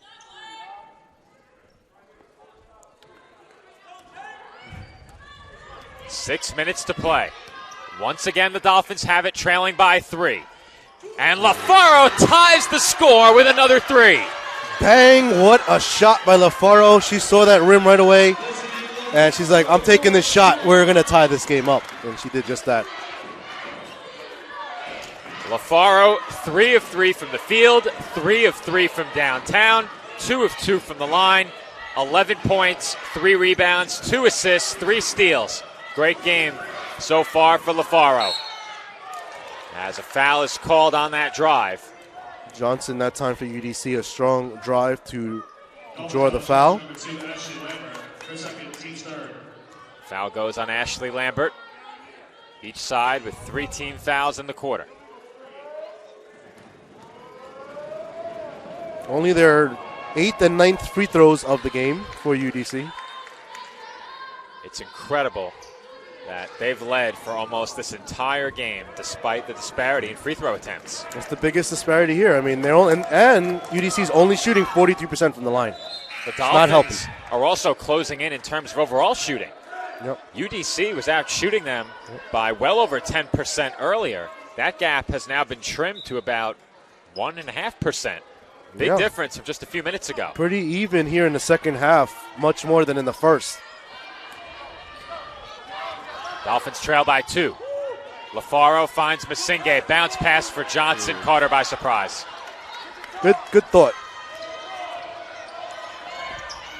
Williams around the back. Looks to drive.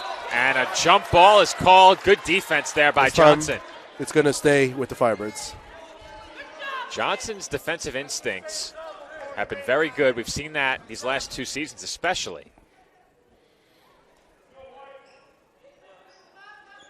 I mean, she has active hands at all times on the defense. Good in the passing lanes as well.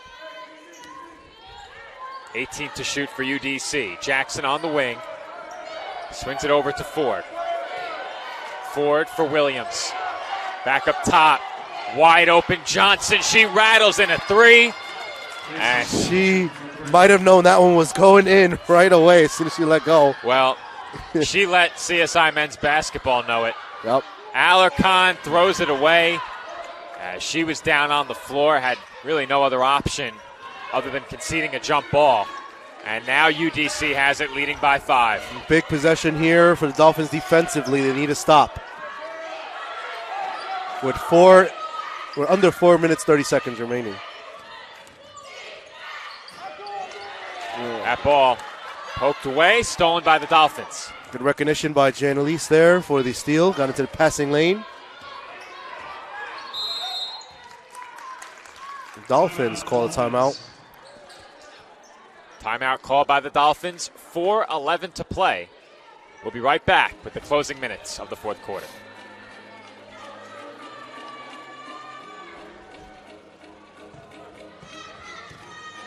At Chi Aesthetics Med Spa and Wellness Center, our approach to beauty and wellness begins with a holistic plan tailored to the unique needs of our patients.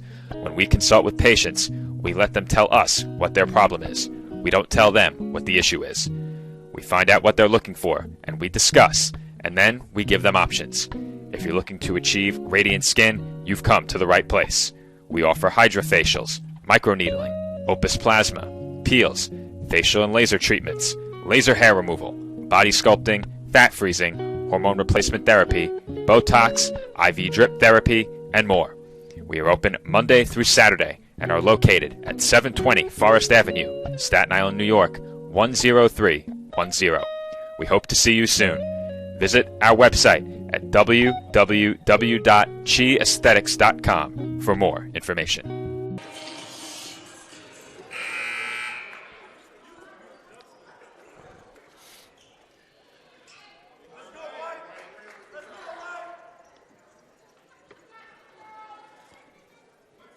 And we are back from the tank. 4:11 to play in the fourth quarter. Dolphins tied the score at 58. UDC with a quick 5-0 run. Now in front, 63-58, and the Dolphins turn it over. Yeah, not a great drive there by Kai Johnson. Kind of lost control of the ball, and then just kind of dribbled off her leg there. Two Firebirds, Ellis and Ford, have 4 fouls. No Dolphin has 4 fouls. 2 Dolphins have 3. Ashley Lambert leads the Dolphins with 18. Jenelise Alarcon with 16. And Destiny Riles, the second leading scorer for UDC with 16 of her own, will head to the line. Yeah, she's had a rough second half here. Started off really well in the first half for Destiny. Struggling this half here, but still keeping her team in the game with some crucial drives and some well-played defense as well. Leading the way in scoring for UDC, Tori Williams with 17.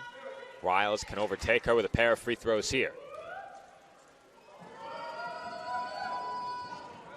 If I'm the Dolphins, sorry, Joe.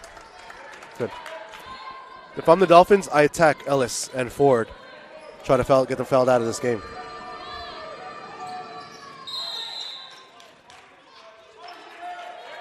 And a foul was called against UDC. That's their 14th foul. The Dolphins will take it.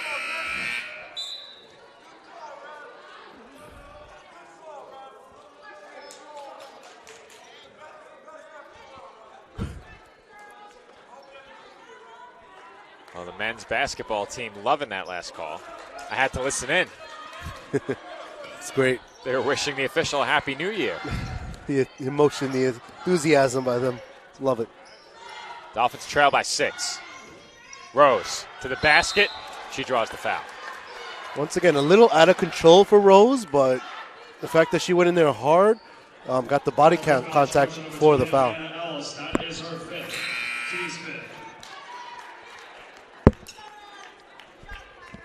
So Rose back to the line. She's been there quite a bit in this game. 5 of 10 from the stripe. Dolphins 23 of 32 as a team. So many free throws in this game. And we're at the point in the game where every free throw comes with a lot of pressure. And Rose calmly nets both. No jinx that time. No. Well, I spoke about the pressure, so I figured it would be good. Just over 3.5 to play. Dolphins trail by 4. 4 is seen to be the magic number this half.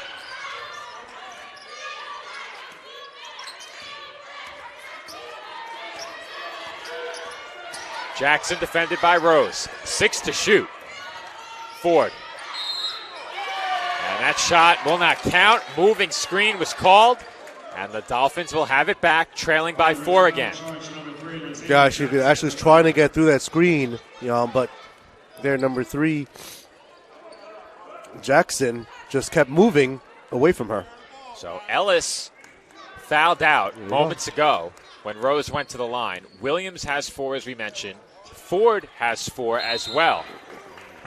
And a whistle was called underneath. Boo Knight picks up the foul, and the Dolphins are in the bonus. This game is taking some weird turns, Joe. Fouls here and everywhere. I'm not sure about that one, Joe. All I have to say, Sal, is by the time this game reaches its conclusion, we might be in jeopardy of missing tip-off. There's a good chance at this point. We missed shoot-around by quite a bit. Yeah. We might not be out of here by 5:30. At this As rate, Masinghe rebounds the missed free throw. And once again, the Dolphins have a chance to tie. A single possession game here. 3 minutes to go.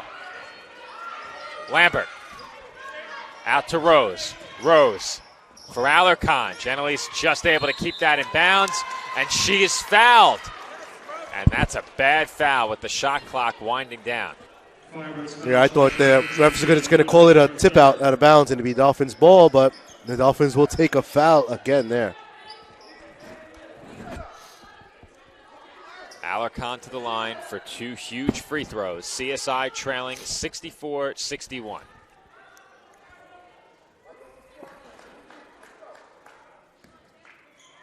And that free throw is no good. Genelise wanted that one here to cut it to 2. She's going to have another chance here.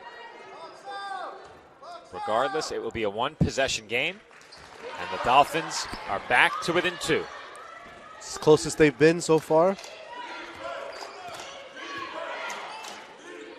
Chance of defense from men's basketball behind Sal and I. We approach 2.5 to go. Williams off glass, no good. Masinge had the rebound. It's poked away. Bodies all over the floor. And a foul was called against the Firebirds. Wow. I'm assuming that Nia Ford might have jumped on that, and that's why the foul was called. Nia was correct. All of us had Nia. Oh, Nia. Looking at it, but it is Nia. It is Nia? Oh, Nia okay. is correct. So the Dolphins will go back to the line, this time with a chance to tie the score. And guess what, Joe? They're doing it at the line. I just said that. Oh, sorry. I missed that part.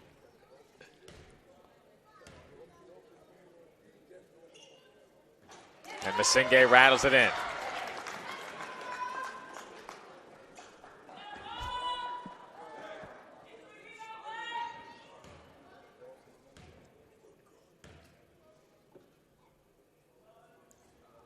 That free throw is way off, and the rebound goes to Ford.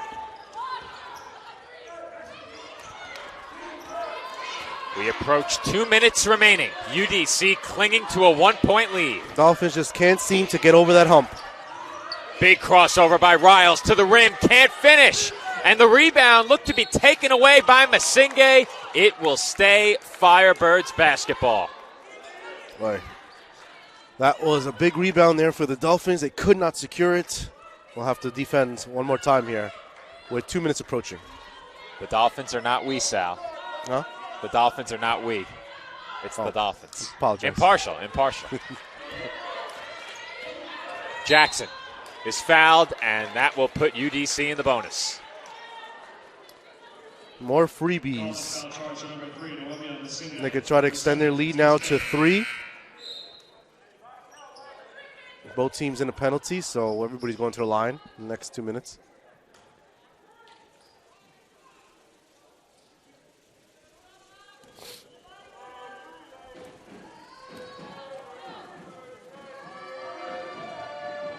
That free throw is no good off back iron. One more for Jackson. Now if you're the Dolphins here, you want to box out and grab this rebound. This is a critical rebound if Jackson misses. And she rattles it in. Back to a 2-point lead. No timeouts yet. Both teams still have 2 each. I believe they're probably saving them for the last minute or so. So this game looks like it's going to come down to the wire.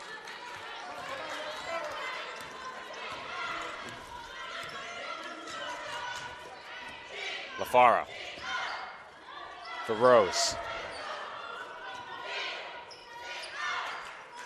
Alarcon for Lambert. Lambert around the back. Feet inside. Alarcon tied up, but we had a foul call. And in the bonus, the Dolphins will head to the line. That's all we've been saying, Joe, is heading to the line today. Quite a bit.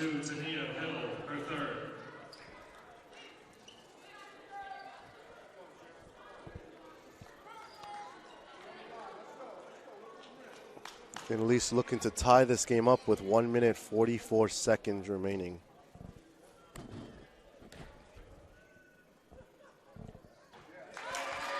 Genelise knocks down the first free throw.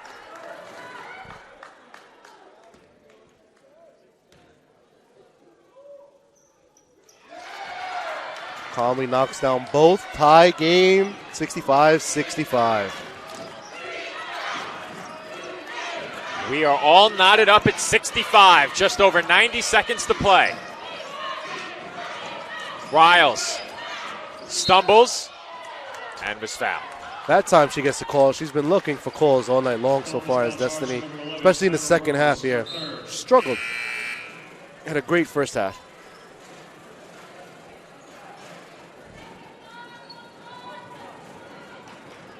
Riles will head to the line. And this game could very well be decided at the charity stripe. I would think so, Joe. Free throw is good. And if that's the case, you would think the Dolphins have the edge with the amount of free throws they're taking this game.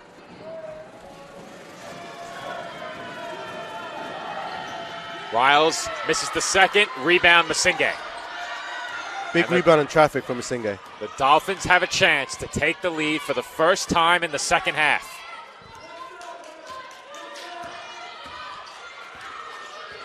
Lambert gets it inside to Alarcon. And Alarcon can't finish. Rose flies in, but I believe she was whistled for an over-the-back foul, and that will send the Firebirds back to the line. You're correct, Joe. That was called by both officials here on our end. Definitely went well over the back. And more free throws. Be injured.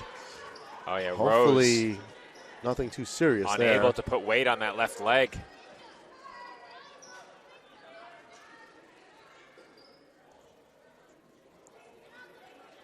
And it looks like Dana Phelan is going to replace her. Yep. And that would Hope be a it's huge loss for the Dolphins. Nothing too serious there, though. She's really putting some weight on it, but not a lot. Not sure if it's ankle or calf could be. And the way that they're giving her the Theragun, it looks like a cramp in the calf. Yep. I think that just means, Joe, she needs to drink more water if it's just, Perhaps, but that's a big loss for the Dolphins now with just over a minute to play. Meanwhile, at the line, Boo Knight hits the first and has a chance to make it a three-point game with one more. And she cannot. And Ford goes over the back, and now the Dolphins will head to the line. This is like a joke, Joe. Every single play is not, it's just a foul. Should we just turn this into a free throw shooting contest? This may end up being the longest game of the year. Of course it is.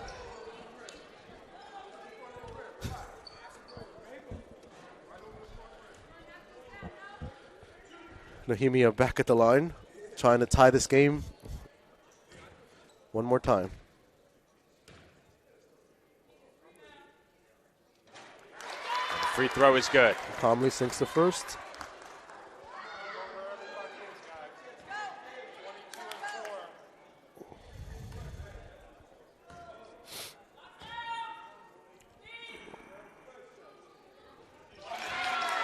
Dolphins tie the game from the line. Masinghe 2 for 2. We are even at 67, just over. 1 minute remaining from the tank. Dolphin crowd behind us screaming defense, defense. Riles spins, can't finish. Ball loose, brought in and put back up and in by Tania Hill. Timeout Dolphins. It's been tough for the Dolphins to grab some rebounds when they needed them. And today's no different, even though the Dolphins are out-rebounding them 27-20. Dolphins will talk things as they call timeout with 51.4. CSI still has one timeout remaining. And we'll see what the Dolphins look to do here. I think if you're CSI in this spot, you'd like to try and get a shot up before the 30-second mark. That way you can turn this into a 2-for-1. Yep. And you won't need to foul next time UDC comes down the floor. Though, if you're confident that they might miss a free throw, maybe you do foul. I wouldn't, but we'll see how they play it. Yeah, I wouldn't either. They missed their last 2 out of the last 4. That doesn't mean it might happen again. I'd go for the best shot here. Try to, Undoubtedly, the Dolphins diagramming a play during that last timeout. You see Nicole Sarcone place the clipboard on the scorer's table now. So we'll see what she drew up. The inbound goes to Masinghe. Masinghe, nowhere to go. Finds Lambert. 20 to shoot. Lambert, feet inside. Alarcon double team, throws up a wild shot, and that never had a chance. No, she rushed that one and kind of just threw it up there. Was hoping for the foul. Never got it. And the Dolphins will foul. There was about a 4-second differential between shot clock and game clock.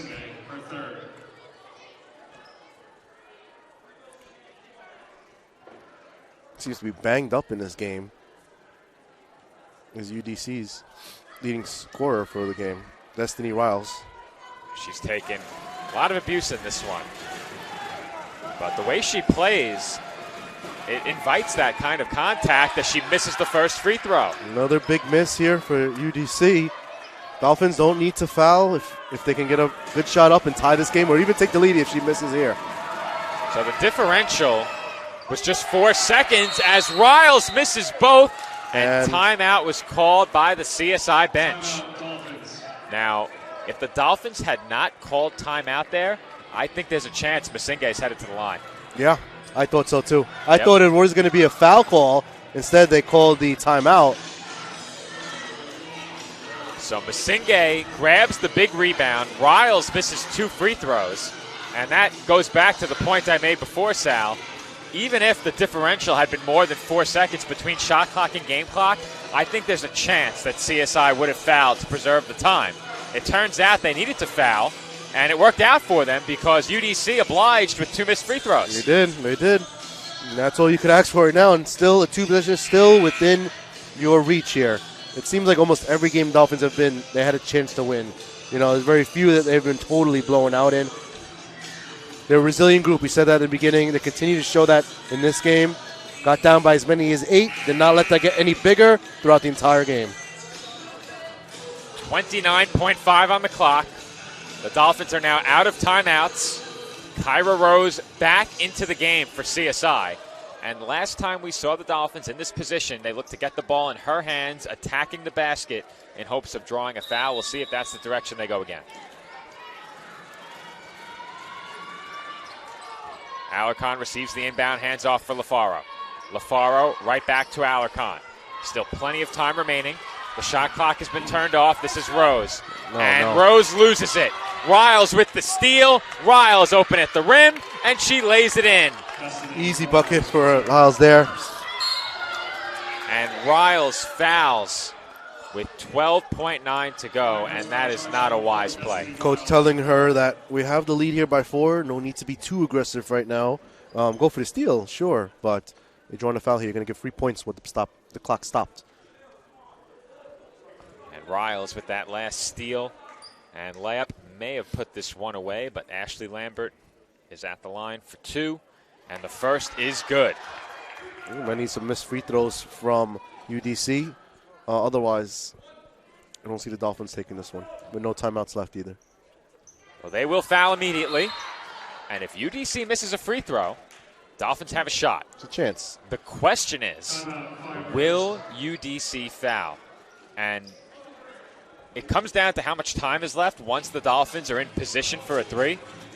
But I'm telling my players, if there are less than 5 seconds left and the Dolphins have the ball without being in prime shooting position, I'm fouling.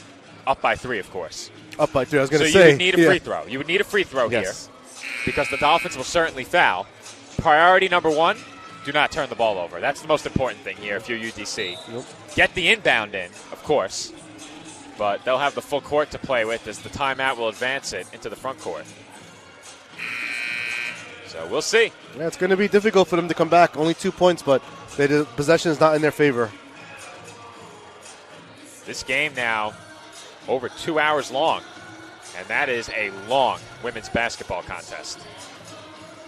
That is. For women's basketball, it is pretty long, and it mostly was in this second half. Yeah. And I think it's fair to say that, at least in terms of the games I've covered, this is easily a women's basketball game of the year. Yeah, in terms of excitement, grit. So 2.7 comes off the clock. Dolphins foul charge number 3, Noemi Masinghe. Noemi Masinghe commits the foul. She now has 4. Well, you're hoping for at least 1 miss here, if not both. But you have to secure with a rebound now. That is the most important thing to do if they do miss. And Riles hits the first free throw. If she makes this next one, that might seal this game. Unless we get a 4-point play, Joe. If UDC fouls in that situation, that's unforgivable. But Riles hits both. It's a 4-point game, and UDC has to try and avoid allowing a three. Lambert, no good. That was on line off back iron, and that'll do it. The Dolphins will not foul, and UDC holds on for a 73-69 win as they escape the tank with their 5th conference victory of the season. Joe, just a tough, gritty game for the Dolphins, especially in the second half. They really could have came out with the win here. Needed a few more stops, a few more rebounds here and there. They'll have another matchup coming up in the ECC. The schedule is really hitting force here in January and February. So the Dolphins, though it's a tough loss, they can make up some ground if they pick up a few more wins in the next coming weeks. Well, the Dolphins now have lost 9 straight games. During that stretch, they've had several games that have come right down to the wire, and they still have time to get things right. 2-4 in conference play. That's the record that matters at this time of year as we approach playoff season. But at some point during the next about 6 weeks, they're going to have to figure out how to close these games and turn some of these close losses into wins. We'll see if they can do it. They get another crack at it on Wednesday night against Mercy University. But until then, this has been Joe Foreman on the call alongside Sal Caruso, our engineer Tyler Clark, our camera operator Pat Gialorenzo. Once again, our final score, UDC 73, Staten Island 69. Our next broadcast will be men's and women's basketball on Wednesday night. The women tip things off at 5:30, followed by the men at 7:30. We'll see you then. Enjoy the rest of your weekend.